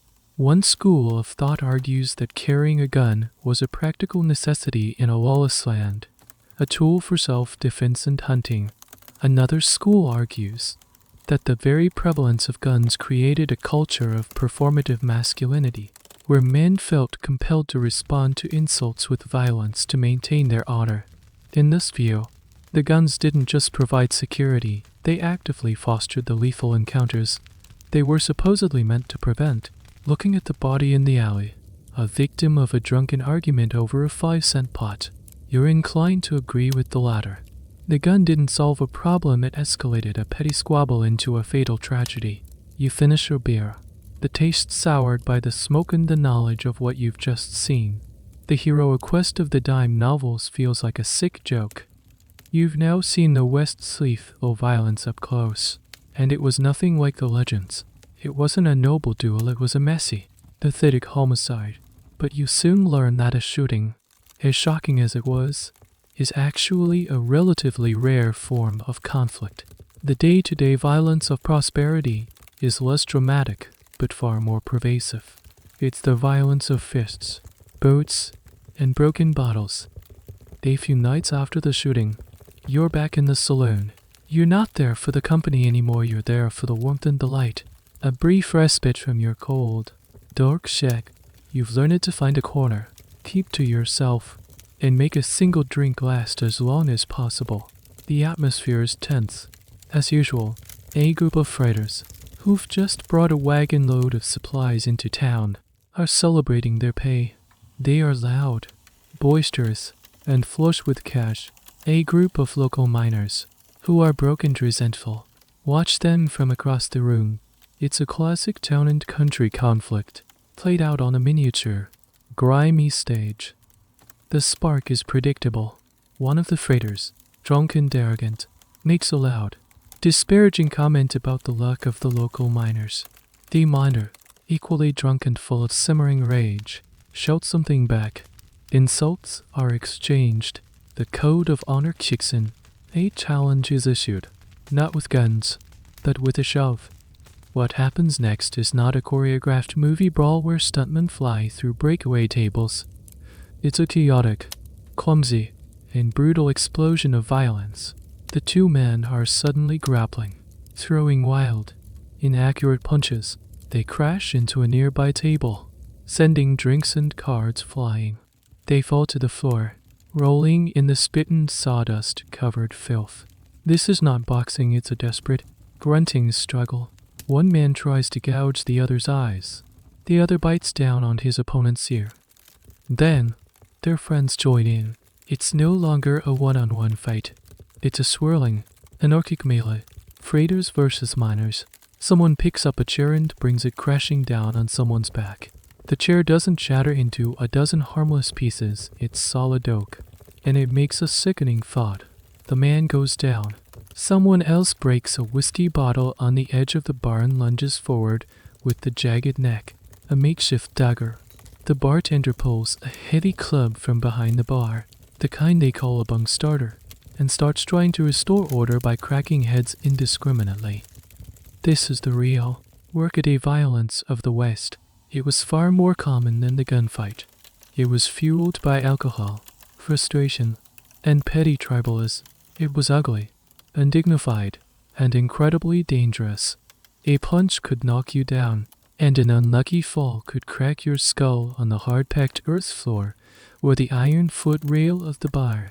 A kick from a heavy boot could break ribs or rupture an organ. A bite could lead to a hideous infection. This brings us to a well-established historical point about frontier life: the role of alcohol as a catalyst for violence. In a society of young, single, armed, and often frustrated men, the widespread availability of cheap, potent liquor was like throwing gasoline on a fire. Most of the violent crime recorded in the annals of the West, from brawls to homicides, was committed by people under the influence of alcohol. The saloon wasn't just a backdrop for the violence, it was often the engine of it. Now for a peculiar and less known aspect of this brawling culture, the acceptance of rough-and-tumble fighting. In some parts of the frontier, particularly in the southern-influenced regions, fighting had a set of unwritten but understood rules that were shockingly brutal. Unlike formal boxing, techniques like eye gouging, biting, and pouring stamping on an opponent's chest were sometimes considered part of the game. It was a style of fighting designed not just to win, but to maim and disfigure an opponent, leaving a permanent mark of your victory on his face. This was the ultimate expression of the honor and shame culture. The academic debate surrounding this type of violence often revolves around social class. Was this kind of brawling a feature of the entire frontier society, or was it confined to the lowest rungs of the social ladder? Some social historians argue that the respectable members of the community, the merchants, the married men, abhorred this kind of brutality and sought to impose more civilized norms of conflict resolution. Others argue that the lines were much blurrier, and that in the hyper-masculine environment of the West, even respectable men could be drawn into this kind of physical conflict to defend their reputation. The culture of violence, in this view, was more pervasive than we like to imagine. You are not part of the brawl. You are huddled in your corner, trying to make yourself as small as possible, trying to avoid a stray punch or a flying bottle. The brawl eventually burns itself out. Men limp away, bleeding unbruised. Two men are still on the floor, groaning. One is holding his side, his face a mask of pain. The other is unconscious. No one is dead, but the level of injury is severe. This wasn't an honorable contest. It was a moment of collective, drunken madness that will have real, lasting consequences. Men who were injured tonight won't be able to work tomorrow. They will lose income, fall deeper into debt, and their frustration will continue to simmer, waiting for the next spark. You look at the wreckage of the room, and you realize that the West's danger isn't just about dying. It's about the constant, grinding threat of being broken, beaten, and maimed in a world with no safety net. In the aftermath of the brawl, you see one of the injured men, the one who was holding his side, being helped down the street by his friends, HES looking for justice, or, at the very least, for someone to arrest the man who broke his ribs with a chair. They stop in front of a small, dusty office with the word sheriff painted crookedly on the window. This is the first time you've really paid attention to the concept of law and order in prosperity. Eamon emerges from the office. HES, not the tall, heroic figure of the movies. He's a middle-aged man with a prominent belly and a weary, cynical expression. He wears a tin star pinned to his vest, but it's tarnished and slightly bent. He listens to the injured man's story with an air of profound boredom. He asks a few questions. Were you drunk? Did you throw the first punch? Do you even know the fella's name? The answers are all what you'd expect. Yes. Maybe. No. The sheriff sighs. The long, drawn-out sound of resignation sounds like a saloon fight. He says, as if that explains everything. You boys were all liquored up. It's his word against yours. Nothing I can do. He advises the man to go see the barber surgeon and then turns and goes back into his office, effectively closing the case. There will be no investigation. There will be no arrest. There will be no justice. You have just witnessed the reality of frontier law enforcement. It was often underfunded, understaffed, and utterly overwhelmed. A town like Prosperity might have a single lawman, a sheriff, a marshal, or a constable responsible for policing a vast, unruly territory. His job wasn't to solve every crime. His job was to maintain a basic semblance of order, to keep the violence from spilling out of the saloons and into the respectable parts of town, if there were any, and to protect the property of the town's influential citizens, like the general store owner. A drunken brawl between anonymous miners was simply not worth his time or the risk involved. This is a core historical understanding that dismantles the heroic lawman myth. Men like Wyatt Earp or Wild Bill Hickok became famous precisely because they were exceptions, not the rule. The average frontier lawman was more like your sheriff or political appointee, often with no real training, whose main goal was to get through his term without getting killed. It was a hazardous job with low pay and little respect. Now for a strange and little-known fact about frontier justice: the role of private law enforcement. In the absence of effective public policing, private agencies thrived. The most famous of these was the Pinkerton National Detective Agency. If you were a wealthy cattle baron who'd had his livestock stolen, or a railroad company whose trains were being robbed, you didn't call the sheriff. You hired the Pinkertoness. They were efficient, relentless, and operated completely outside the public legal system. Their slogan was "We never sleep." And they were, in essence, a private army for hire. They were detectives, bounty hunters, and union busters. They were far more effective than any local sheriff, and also far more controversial. This leads to a fascinating ongoing debate among legal historians about the nature of law in the West. Was the West truly lawless, or did it simply have a different, more privatized and localized kind of law? You had the official, but often ineffective, public law of the sheriff. You had the powerful, and morally ambiguous, private law of agencies like the Pinkertoness. And you had the informal, unwritten miners' law that governed claims, or the Cowboy code that governed behavior on a cattle drive. Some historians argue that this patchwork of legal systems, while chaotic, was a pragmatic adaptation to the unique conditions of the frontier. Others argue that it was fundamentally unjust, a system where justice was available only to those who could afford to pay for it, leaving the poor and marginalized, like the injured miner, with no recourse at all. Your sheriff in prosperity is a perfect example of the system's failures. He's not necessarily corrupt, just pragmatic to the point of inaction. Why would he risk his life trying to arrest a man in a town full of the man's equally drunk and violent friends? All over an unfatal brawl, there's no political or financial incentive for him to do so. It's safer and easier to do nothing. This realization is profoundly unsettling. The thin veneer of civilization you thought existed here, the star on the sheriff's chest, is just that, a veneer. It has no real substance. There is no one to appeal to. There is no higher authority that will protect you. If you are robbed, cheated, or beaten, you are on your own. The only law you can't really rely on is the law of self-preservation. You look at your own scarred hand, then back at the sheriff's office. You understand now that survival here isn't just about enduring the hardships of nature or the grind of labor. It's about navigating a world where the very concepts of safety and justice are luxuries you cannot afford. The chill you feel from the realization that you are utterly on your own has nothing to do with the temperature. In fact, the world seems to have decided to attack you from the opposite direction. The relentless grind of spring has given way to the full, brutal tyranny of summer. The world, it seems, has other ways to wear you down that are far more efficient than a bullet or a broken bottle. The heat is not just a condition, it's a physical presence. It greets you the moment you step out of your shack in the morning. A blast from an open furnace. The sun is a white, merciless disk in a bleached-out sky. The air shimmers above the dusty ground. The single street of prosperity is deserted. The townspeople driven into whatever sliver of shade they can find.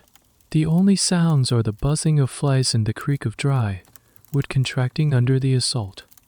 Working in the creek becomes an exercise in misery. The water, which was once numbingly cold, is now tepid and unrefreshing. The sun beats down on your back. its reflection glaring up at you from the surface of the water, so you are being cooked from both sides. The rocks on the bank are too hot to touch. After an hour, your head begins to pound. Your skin, perpetually sunburned, feels tight and baked. You sweat, but the sweat evaporates almost instantly in the dry air, leaving a crust of salt on your skin. You are learning the hard way about the primary killer of the arid West, a danger more constant and immediate than any other dehydration. This is a fundamental historical truth of life in this environment. The human body is not designed for this. You start to feel dizzy, your vision blurring at the edges. You feel a wave of nausea. These are the first signs of heat exhaustion. If you ignore them and keep working, it can quickly progress to heat stroke, where your body's cooling system shuts down completely. You stop sweating. Your internal temperature soars. Confusion sets in, followed by collapse. And then, very quickly, death. You see older, more experienced miners retreat from the creek by mid-morning, disappearing into the saloons or their shacks to wait out the worst of the day. You quickly learn to do the same. Your life becomes nocturnal. You sleep, or try to, during the oppressive heat of the afternoon. Then you work in the cooler hours of the early morning and late evening. But even at night, there is no real relief. The parched earth radiates the heat it has stored all day, and your shack remains an oven. Water becomes the single most important commodity, more valuable than gold. You guard your canteen jealously. You see men's eyes linger on it as you take a sip. You find yourself doing the same, watching others, calculating how much they have left. And here you encounter a piece of low-tech, genius engineering, a relic of ancient desert cultures. Outside the general store, the owner has placed a large, unglazed clay pot, an hola, filled with water. It's covered with a damp cloth. Throughout the day, people come to it and dip a communal ladle in for a drink. The first time you try it, you are shocked. The water is cool, not cold, but significantly cooler than the air around it. It feels like a miracle. You don't understand the science behind it. The porous clay allows a small amount of water to seep to the surface and evaporate, a process which dramatically cools the contents. You just know that it offers a moment of profound, life-giving relief. It's a small, strange piece of wisdom in a world of ignorance, a testament to how people have always found ways to survive in impossible places. This constant, life or death, struggle with the climate leads to a debate that environmental historians still grapple with. Did the unforgiving nature of the West foster a culture of rugged individualism or one of communal cooperation? You see evidence of both. On one hand, the scarcity of resources makes you profoundly selfish. Your canteen is your water. Sharing it is a threat to your own survival. You see men guard their supplies with a paranoid jealousy. This is the every man for himself ethos that is so central to the myth of the West. But you also see the opposite. You see a man give the last of his water to a friend who is suffering from heat exhaustion. You see the shared, unspoken agreement to maintain the communal aula at the store. You see how, when a wagon rain arrives after a desperate, dry crossing, the whole town contributes water without a second thought. There's a powerful understanding that you might be the one in need tomorrow. So which is the true spirit of the West? The selfish individualist or the pragmatic recuperator? The historical record is full of examples of both, suggesting that the frontier didn't create a single type of person, but rather it pushed people to the extremes of both selfishness and altruism, depending on the situation. The sun finally begins to set, painting the sky in lurid shades of orange and purple.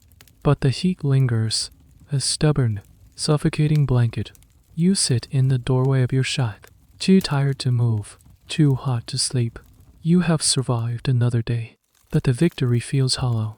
The greatest enemy in this land isn't a man with a gun, it's the sun itself. An adversary that comes back, undefeated, every single morning. The brutal summer eventually yields, not to a gentle, colorful autumn, but to a sharp, menacing chill in the air. The pendulum of the extreme climate swings in the opposite direction. You had thought nothing could be worse than the oppressive heat. You were wrong. The cold is a different kind of enemy, slower, quieter, and in many ways, more insidious. It begins with the first frost, which hardens the muddy ground into a rutted, unforgiving surface. The days grow short and gray. The wind, which was a hot blast in the summer, is now a knife, slicing through the gaps in the walls of your shack. The simple act of working in the creek becomes a form of torture. The water is so cold it feels like it's burning your skin. Your fingers go numb within minutes, becoming clumsy and useless. Tanning for gold, already a thankless task, is now nearly impossible. Your daily take of gold dust dwindles to almost nothing. Your shack, which was an oven, is now an icebox. You spend all your time and what little money you have trying to stay warm. Fuel is scarce. The scrubby brush around prosperity has long since been stripped bare. Wood has to be hauled in from miles away, and the freighters charge a fortune for it. You huddle over your tiny fire, feeding it stick by stick, trying to make your precious supply last. The fire provides a small circle of warmth, but a few feet away, the air is freezing. You go to sleep, wearing every piece of clothing you own, burrowing under your thin blanket. But the cold seeps in from the ground and through the walls, a physical presence that seems to be trying to steal the heat from your very bones. One day, you wake up and the world is silent. You look out the small, grimy window and see nothing but white. A blizzard has swept in during the night, burying the town in a thick blanket of snow. The wind howls, a mournful, disembodied voice. You are trapped. The single street is impassable. The trail in and out of town is closed. Prosperity has become a tiny, isolated island in a vast, frozen ocean. This is when a new, more profound fear sets in, the fear of starvation. This is a well-documented and recurring chapter in the history of the West. Mining camps and isolated settlements were often cut off for weeks or even months by heavy snows. Supplies would run low. The general store, which once seemed so full, now has bare patches on its shelves. The price of flour and beans, already exorbitant, doubles, then triples. Those who have money can still buy food. Those who don't, like you, are faced with the terrifying calculus of survival. You ration your food obsessively, a handful of beans, a small piece of hardtack a day. The constant, gnawing hunger returns, sharper and more frightening than before. You feel your body weakening, your energy draining away. The physical cold is matched by a psychological one. You are confined to your tiny, freezing shack, with nothing to do but listen to the wind and worry. The silence and the isolation are maddening. You haven't had a real conversation with anyone in days. This is when you hear stories, whispered in grin, of past winters. Stories of the Donner Party are, of course, the most famous and extreme example of starvation on the frontier, a cautionary tale that haunts the American psyche. But there were countless other, less famous instances of starving times in mining camps across the West. Here you learn a chilling piece of frontier lore, the story of the ravenous hounds of Colorado during one particularly harsh winter in a mining camp. The story goes, the men ran out of food and were forced to eat their own sled dogs. But then, as the starvation became more extreme, a new horror emerged. Men started to hunt other men. They called these desperate cannibals the ravenous hounds. While the most famous case involves a man named Alfred Packer, the Colorado cannibal, tales and rumors of survival cannibalism were a grim undercurrent of frontier life. It was the ultimate taboo, the final line crossed when the will to live overwhelmed every other human instinct. The academic debate around this subject is delicate and contentious. Historians and archaeologists work to separate lurid folklore from documented fact. For years, Packer's story was treated by some as a tall tale. But in the 1980s seconds and 90 seconds, archaeological digs at his campsite uncovered human remains with clear evidence of butchery, confirming the darkest parts of his confession. The debate now is not if it happened, but how we should understand it. Was it the act of a monstrous individual, or was it a tragic, but perhaps understandable, response to an impossible situation? You huddle in your shack, the wind screaming outside. You are not yet at the point of such horrors, but the seed of the thought is terrifying. How long will the blizzard last? How long will your food hold out? What will you do when it's gone? You look at your own thin hands, the firelight flickering on your gaunt face. The world has shrunk to the size of this single, cold room. The grand dream of Western adventure has been reduced to a primitive, desperate struggle for the next calorie, the next degree of warmth. The silence is broken only by the howl of the wind and the grumbling of your own empty stomach. This is the other side of the frontier's promise, not a golden opportunity, but a silent, frozen despair. The blizzard finally breaks, but the oppressive grip of winter remains. The snow melts into a thick, clinging mud that makes movement a misery, and then freezes again at night as you venture out from your shack. Half-starved and weary, you become acutely aware of the other inhabitants of this land, the ones who were here long before you arrived, and who are far better adapted to its cruelties. These are not the great, majestic beasts of legend like the buffalo or the grizzly bear, which have been largely driven from this area. These are the small, venomous, and persistent creatures that share your immediate living space. Summer had its flies and mosquitoes. Winter has driven the smaller creatures indoors, seeking the same meager warmth that you do. Your shack, with its countless cracks and earthen floor, is a veritable ark of creeping, crawling things. You share your home with mice, who scurry in the walls and steal your precious crumbs of hardtack. You share it with spiders, whose webs fest in every corner. But there are more dangerous neighbors. One morning, as you are pulling on your stiff, cold boots, you feel something strange inside one of them. A lump. Your first sleepy thought is that a rock has gotten in. You turn the boot upside down to shake it out, and a scorpion tumbles onto the floor, its tail arched in a defensive posture. You jump back, your heart suddenly hammering in your chest. The creature is small, no bigger than your thumb, but you've heard the stories. A sting from one of these can cause excruciating pain, and for a child or someone in a weakened state, it can be fatal. You crush it with the heel of your other boot, a new daily ritual of caution seared into your brain. Always check your boots. The threat isn't just inside. The winter has been hard on all the local wildlife. The snakes, which should be hibernating, are sometimes driven out of their dens by flooding or a brief warm spell. As you gather firewood one afternoon, you reach for a promising-looking branch and nearly place your hand on a coiled rattlesnake. Sluggish from the cold, but still very much alive, you hear its dry, buzzing rattle just in time and leap backward. The snake doesn't strike, it just watches you with its flat, dead eyes, a silent reminder that you are an intruder in its world. This is a fundamental aspect of the pioneer experience that is often overlooked in favor of more dramatic human conflicts. The daily, low-grade war against varmints and critters was a constant source of stress and danger. Historians who study the personal diaries of frontier settlers find them filled with references to snakes in the sod house, wolves snatching chickens, and the constant, losing battle against insects. This was a world without pesticides, without effective pest control, where the boundary between the human dwelling in the wilderness was thin and porous. And here's a quirky, slightly creepy piece of biological trivia about one of your new neighbors, the rattlesnake.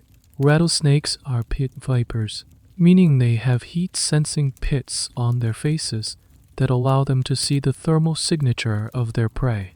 To a rattlesnake, a warm-blooded creature like you or a mouse glows in the dark. It's an incredibly effective hunting tool. This also means that at night, if one were to get into your shack, your sleeping body would be a warm, alluring beacon in the cold darkness. It's a deeply unsettling thought. You become paranoid. You check your bedroll before you get into it.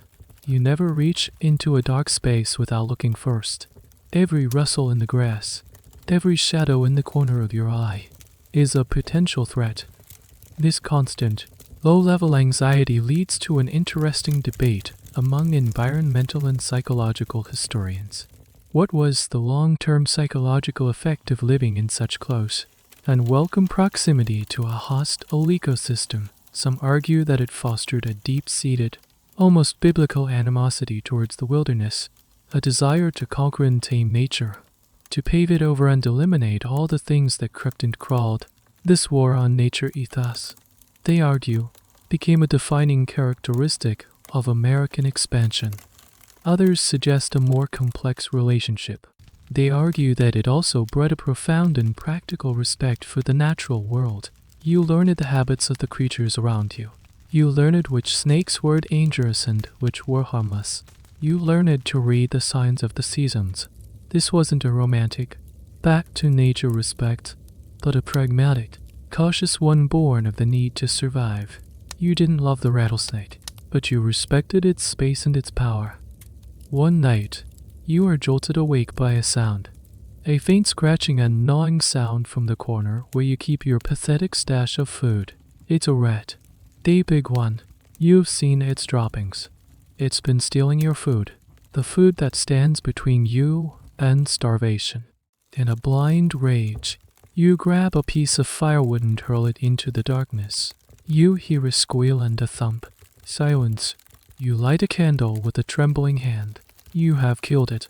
You stand there, breathing heavily, looking at the dead rodent. You are not a hero who has slain a dragon. You are a half-starved man in a filthy shack who has just murdered a fellow creature for a handful of beans. You feel a surge of grim, savage satisfaction, and it scares you more than the snake or the scorpion ever did. You are becoming as hardened, as ruthless as the land itself.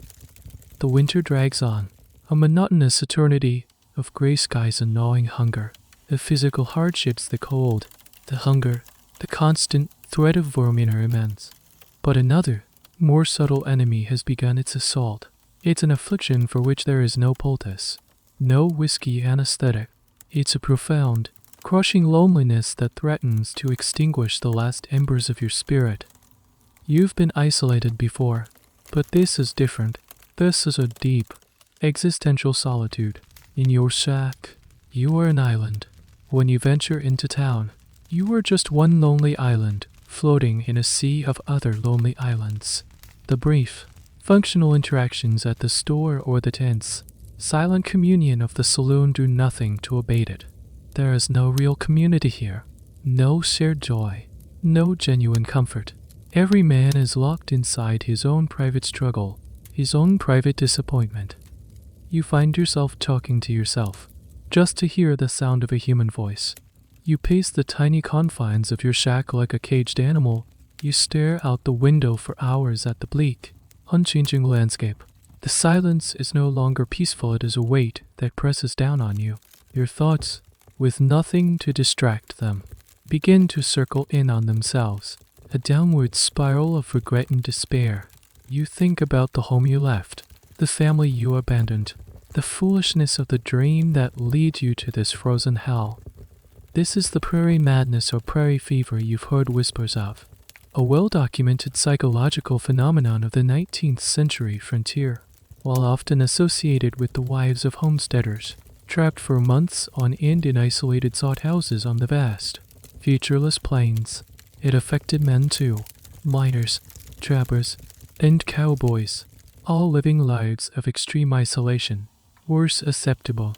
It wasn't a formal medical diagnosis, but a folk term for a range of symptoms: depression, anxiety, withdrawal, and, in extreme cases, violent outbursts and a complete break with reality.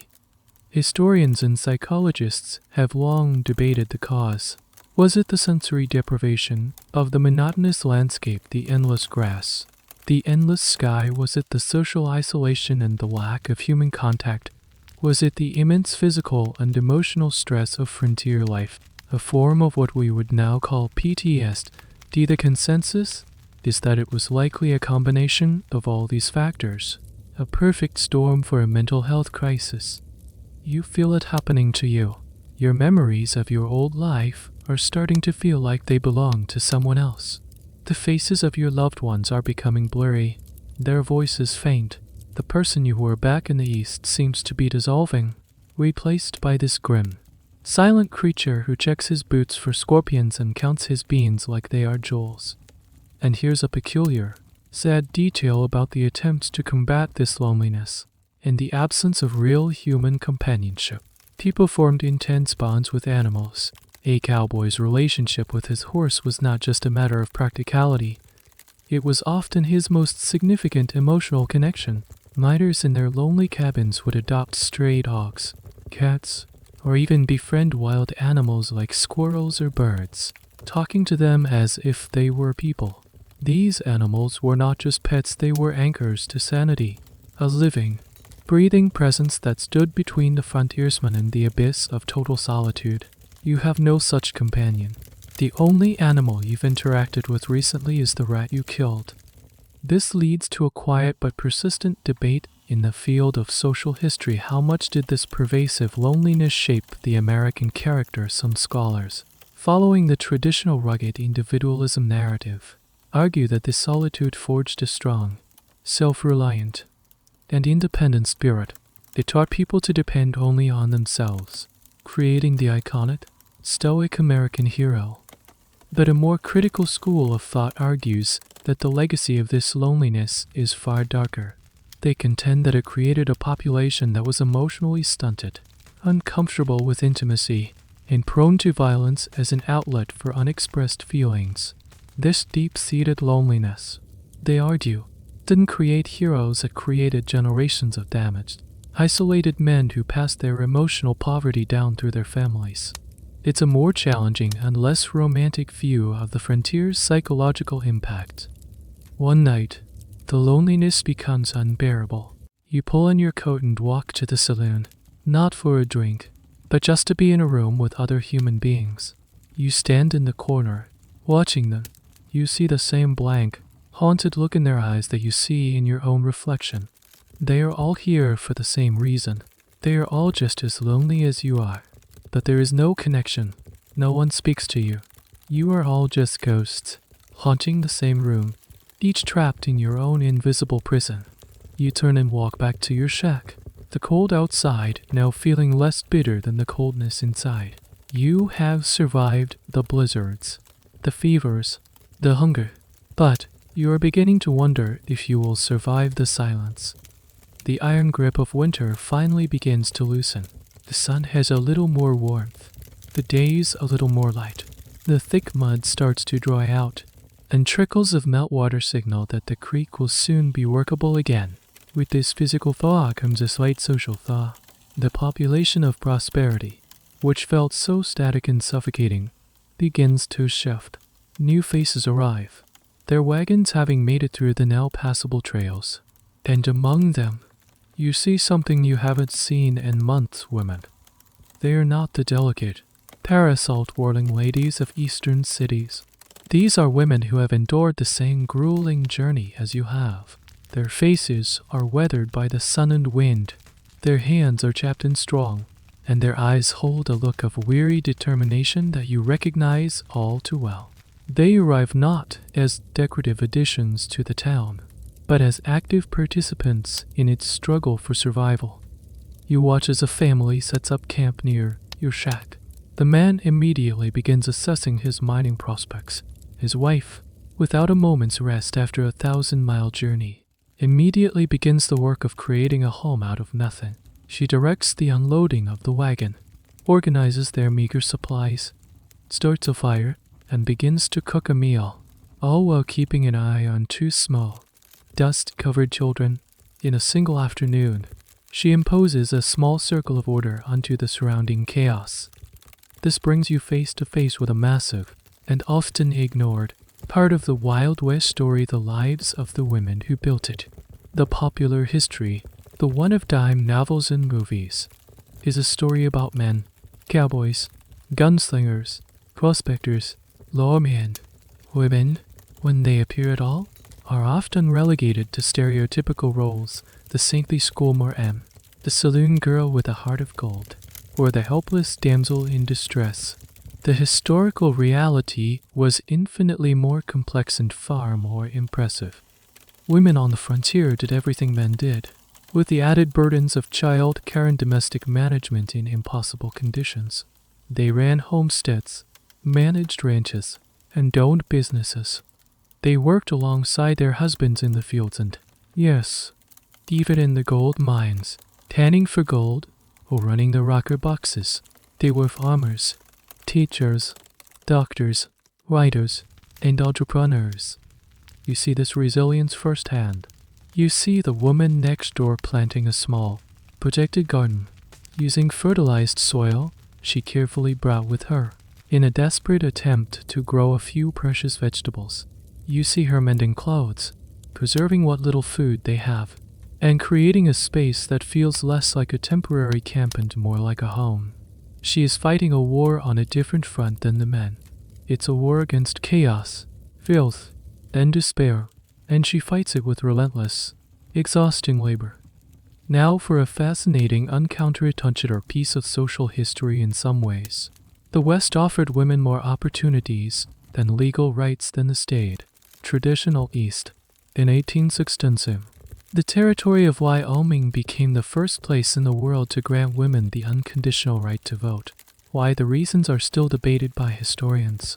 One theory is that it was a cynical political ploy to attract more female settlers to the overwhelmingly male territory. Another is that it was a genuine recognition of the vital role women played in building the frontier society that in a world where everyone's labor was essential for survival, it seemed absurd to deny half the population a political voice. Whatever the reason, it's a stark reminder that the Wild West was, in some respects, more progressive than the civilized East. The debate among historians of women in the West often centers on the question of agency versus victimization. The victim narrative emphasizes the immense hardships, the back-breaking labor, the crushing isolation, the high rates of death in childbirth, a constant, terrifying threat in a world without modern medicine, and the vulnerability to violence. It paints a picture of women as passive sufferers of the frontier experience. The agency narrative, which has become more prominent in recent decades, pushes back against this. It focuses on the ways women actively shaped their own lives and their communities. It highlights their economic contributions, their role in building schools and churches, often the first institutions of civilization in a raw boom town, and their resilience in the face of unimaginable difficulty. It argues that women were not just dragged along on the Western adventure, they were essential architects of it. You see both sides of this debate in the woman next door. You see the exhaustion in her face as she works from sunup to sundown. You see the constant worry in her eyes as she watches her children play near the dangerous creek. But you also see her strength and ingenuity.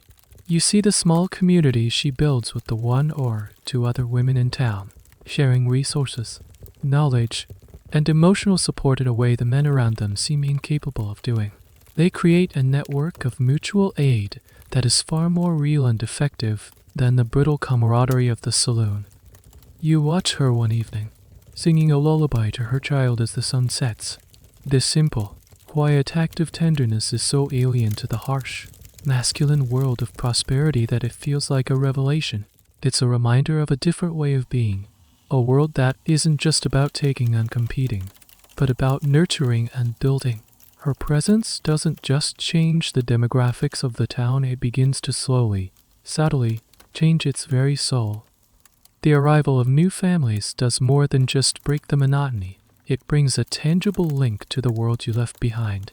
One afternoon, the freighter who runs a semi-regular route into town announces he's carrying mail. The news spreads like a gold strike. The entire population of prosperity seems to converge on the general store, where the freighter is dumping a dusty, worn leather sack onto the counter. The storekeeper, acting as the town's unofficial postmaster, begins calling out names. For most of the men, there is nothing. Their faces fall, and they shuffle away, their brief flicker of hope extinguished. But then, he calls a name that sounds vaguely familiar. After a moment, you realize he's calling you. Your heart leaps into your throat. A letter. For you. You push your way to the counter. The storekeeper hands you a thin, slightly battered envelope. It's addressed in a familiar handwriting that you haven't seen in what feels like a lifetime. It's from your sister. You take the letter and walk away from the crowd, finding a quiet spot behind the store. Your hands are trembling as you break the wax seal. The letter is dated from months ago. It has been on a train, then a riverboat, then a wagon, slowly, painstakingly making its way across the continent to find you. You read the words, and the world of prosperity, the dust, the greed, the despair fades away. Your sister writes about the weather back home, about a neighbor's wedding, about the price of corn. She asks if you are well, if you have found the fortune you were seeking. She tells you that your mother prays for you every night. The simple, mundane news from a world you abandoned feels like a message from another planet. It's a world of seasons, of communities, of people who live their lives in one place, who know their neighbors, who celebrate births and mourn deaths together. It's everything this place is not. This moment highlights a core reality of 19th century life, the tyranny of distance. In our age of instant communication, it's almost impossible to comprehend a world where news traveled at the speed of a walking ox. A letter was a precious, tangible object. It was read and reread until the paper grew soft and the ink began to fade. The information within it was already history by the time it arrived. A question asked in a letter might not be answered for the better part of a year. This incredible time lag had profound psychological effects. It created a sense of almost total separation from your past life. You were, in a very real sense, a ghost to the people you left behind, and they were ghosts to you. This is a crucial element of the immigrant experience, both for those crossing oceans and for those, like you, crossing a continent. And here's a quirky little fact about the mail system of the West, the legendary Pony Express. We all have this romantic image of lone, heroic riders galloping across the plains, and it was an incredible feat of logistics and endurance. But here's the thing, it was also a massive financial failure, and it only operated for about 18 months. From 1860 to 1861, it was made almost instantly obsolete by a far more important and revolutionary technology, the transcontinental telegraph, which was completed in October 1861. The telegraph, not the Pony Express, was the true killer of distance, but it hasn't captured the popular imagination in the same way. The image of a man on a horse is just more romantic than the clicking of a telegraph key. Your letter didn't come by Pony Express. It came the slow, cheap way, by wagon. As you read it, a debate that preoccupies historians of communication comes to life. How did this information poverty affect the development of the West? One argument is that it fostered independence and innovation. Separated from the established ways of the East, settlers were forced to create their own solutions, their own societies, their own rules. It created a distinct regional identity. The counter-argument is that it created a sense of alienation and cultural anxiety. Westerners were always behind the times. They craved news from the East, read month-old newspapers voraciously, and were desperate to prove that they were not just savage backwoods men, but civilized members of the nation. This tension between fierce independence and a desperate desire for legitimacy is a recurring theme in Western history. You finish the letter. You fold it carefully and place it in the inner pocket of your worn coat. It feels both like a treasure and a burden. It's a comfort, a reminder that you were once someone else, that you are still loved and remembered. But it's also a source of acute pain. It throws the squalor and loneliness of your current existence into sharp, unbearable relief. The fortune you came to find seems like a child's fantasy. The reality is this: you have traded a life of modest, predictable community for a life of profound, grinding isolation. You look out at the miserable collection of shacks that is prosperity. The letter in your pocket is a bridge to another world, but it's a bridge you can't cross.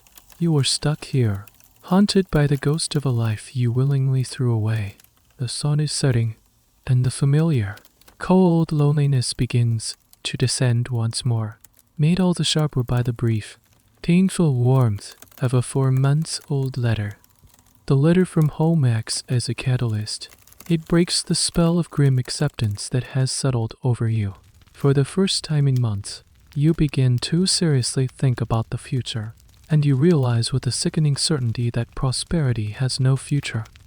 The signs have been there for a while, but you were too caught up in your own day-to-day survival to notice. The easy-to-reach placer gold in the creek is gone. The daily take for even the most diligent miners has dwindled from a few dollars worth of dust to a few cents.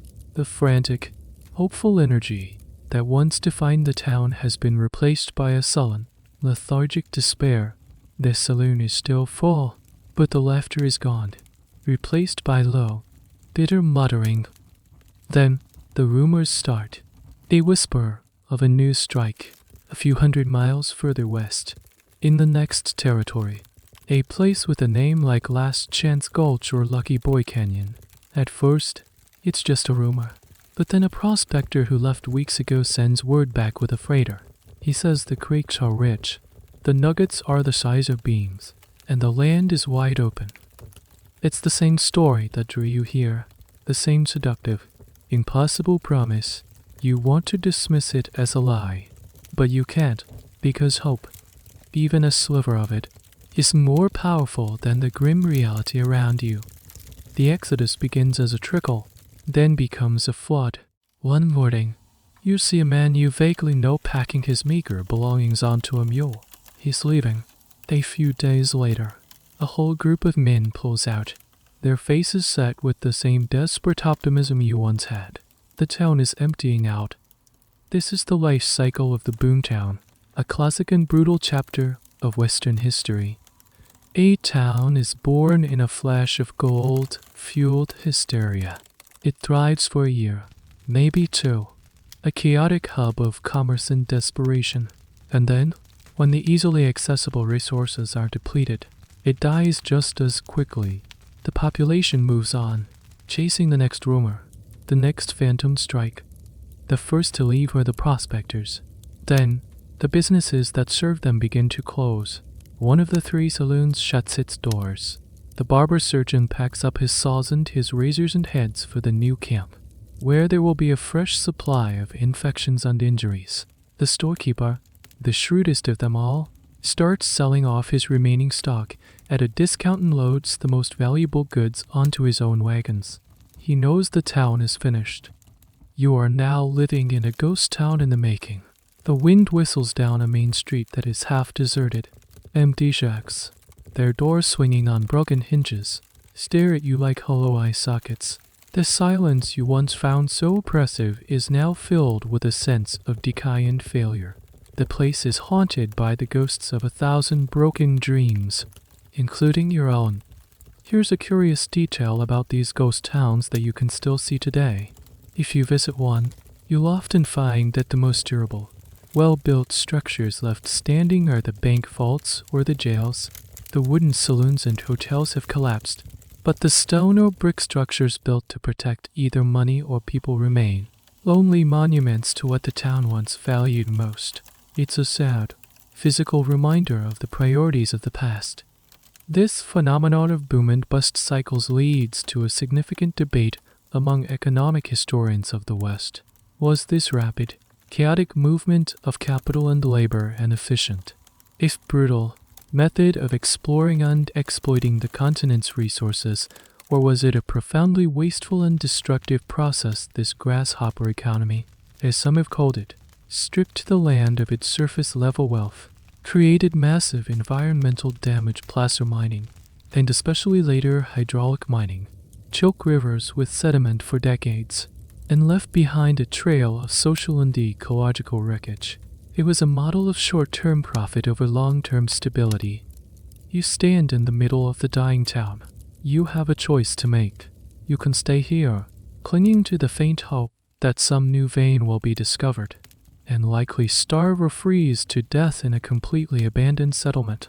Or you can join the exodus, pack up your few possessions, and chase the new rumor, starting the entire painful cycle all over again. Or there is a third option. Go home, admit defeat, try to make your way back across the continent, a broken and penniless man, to face the shame and the I told you so's of the world you left behind. You look west, in the direction of the rumored news strike. Then you look east, in the direction of the home you remember from your sister's letter. The west, which once seemed like a single, shining destination, has now fractured into a series of terrible choices to chase a new lie, to cling to an old one, or to retreat from the field of battle altogether. The promise of prosperity lies dead at your feet, buried under the dust and the silence of a town that is actively ceasing to exist around you. You don't make a conscious decision. Your body makes it for you. You wake up one morning with a familiar, ominous ache in your joints under deep, soul-crushing weariness. Your gums feel tender when you chew on a piece of hardtack. You know what this is. After a long winter of a bean and bacon diet, scurvy is finally making its claim on you. This slow, insidious disease of malnutrition you managed to stave off is here. This, more than any rumor or rational thought, is the final verdict. You cannot go on. You cannot chase another dream. Your body has declared bankruptcy. Your only remaining goal is survival, and survival means getting out of this dying town. But where to go? The thought of the long, arduous journey back east is overwhelming. The thought of chasing the new strike to the west is impossible. You need to get to a real place. A place with a real doctor, fresh food, and some semblance of civilization. The nearest such place, according to a freighter, is a small but established supply town about 100 miles south. A place that serves ranchers and farmers, not just fly-by-night miners. It's a long shot, but it's the only one you have. You sell what little you have left, your pagask, your pen, your shack for $1 to a man who thinks he can salvage the wood. You use the meager funds to buy a small supply of flour and a place on a freighter's wagon that is heading south. You are leading prosperity the same way you arrived, with almost nothing. As the wagon pulls out of town, you look back one last time. It's a sad, pathetic sight. A few dozen ragmen are all that's left, ghosts wandering a graveyard of their own hopes. You feel a strange mix of pity and relief. The journey south is a slow, painful blur. Every jolt of the wagon sends a shock of pain through your aching joints. You are too weak to walk. You just lie in the back of the wagon, staring up at the vast, indifferent sky. A few days into the journey, the freighter points to a low hill off to the side of the trail. Town cemetery. He grunts. You prop yourself up on one elbow and look. It's a small, fenced-in patch of ground, dotted with crude wooden crosses and piles of stones. There are maybe 30 or 40 graves. It's the final, silent ledger of prosperity. You know, without being told, who lies beneath those markers. They are not the graves of old men who died peacefully in their sleep. They are the graves of the young and the hopeful. There's the man who died of cholera on the trail-in. There's the man who was shot over a card game. There are the half-dozen men who were taken by the winter cough. There's the prospector who was crushed by a rockslide. And there are many more who died of diseases with no names, of infections from small cuts, of simple, utter despair. This is the ultimate, undeniable historical fact of the Wild West. Life was short. The romanticized image of the grizzled old-timer is largely a myth. The West was overwhelmingly populated by the young, and it was a place that killed them with brutal efficiency. The average life expectancy on the frontier was significantly lower than in the East. For a young man to survive into what we would consider middle age was a remarkable achievement. As you look at that lonely patch of ground, you see a lesser-known, poignant detail. Some of the graves are incredibly short. These are the graves of children. Infant child mortality rates on the frontier were staggering. Children were vulnerable to all the same diseases as adults. but also to a host of childhood illnesses for which there were no vaccines or effective treatments. They fell into rivers, were kicked by mules, were bitten by snakes. The quiet sorrow of these tiny graves is perhaps the most powerful counter-narrative to the myth of the West as a grand, heroic adventure. The debate among historians here is a demographic one. What was the true cost of westward expansion in human lives? It's a difficult number to calculate. Official records are spotty or non-existent. Many deaths went unrecorded, the bodies buried in unmarked graves along the trail. Historians use census data, military records, and personal diaries to try to piece together the grim statistics, but the numbers can never capture the full scope of the tragedy, the sheer volume of lives cut short in the pursuit of a dream.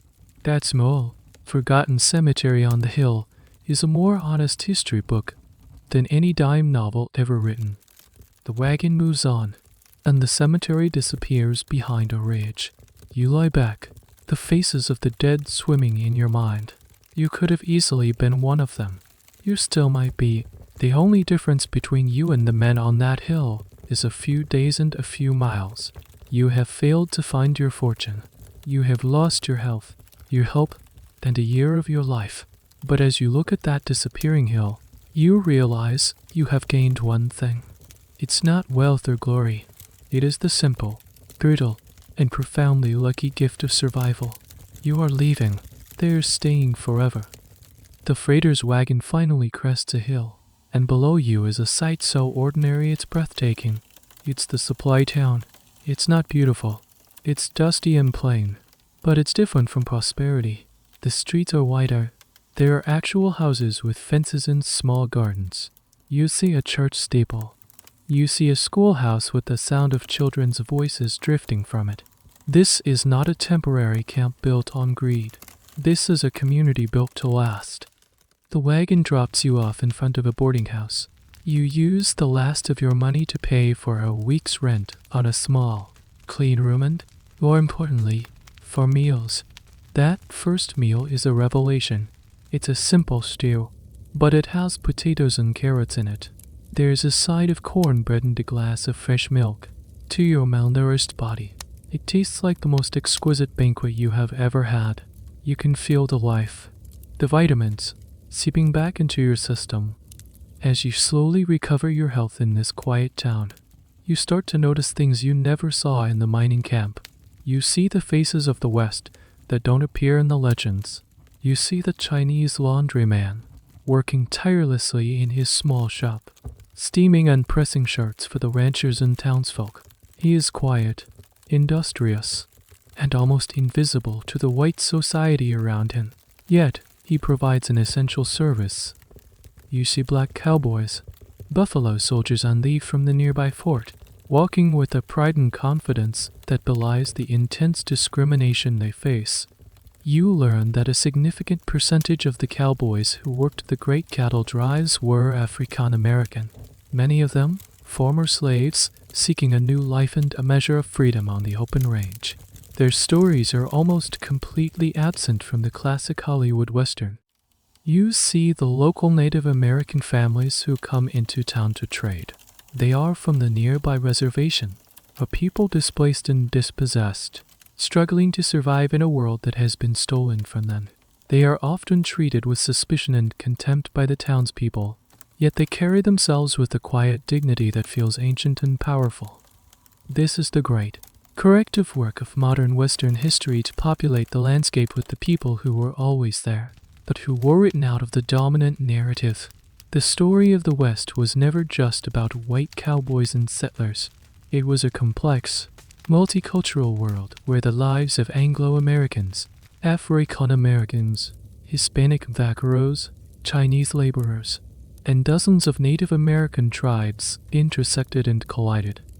You realize that the Wild West you experienced in the mining camp was just one tiny and very peculiar corner of a much larger and more complicated world. Your world was a temporary, hyper-masculine, and almost exclusively white bubble of frantic greed. This town, with its families, its diverse population, and its more stable economy based on cattle and agriculture is something else entirely. And here's a fascinating, and often overlooked, historical detail about these other Westerners. Take the Chinese immigrants. They came to America for the same reason you did to seek their fortune, often with the dream of returning to China to support their families.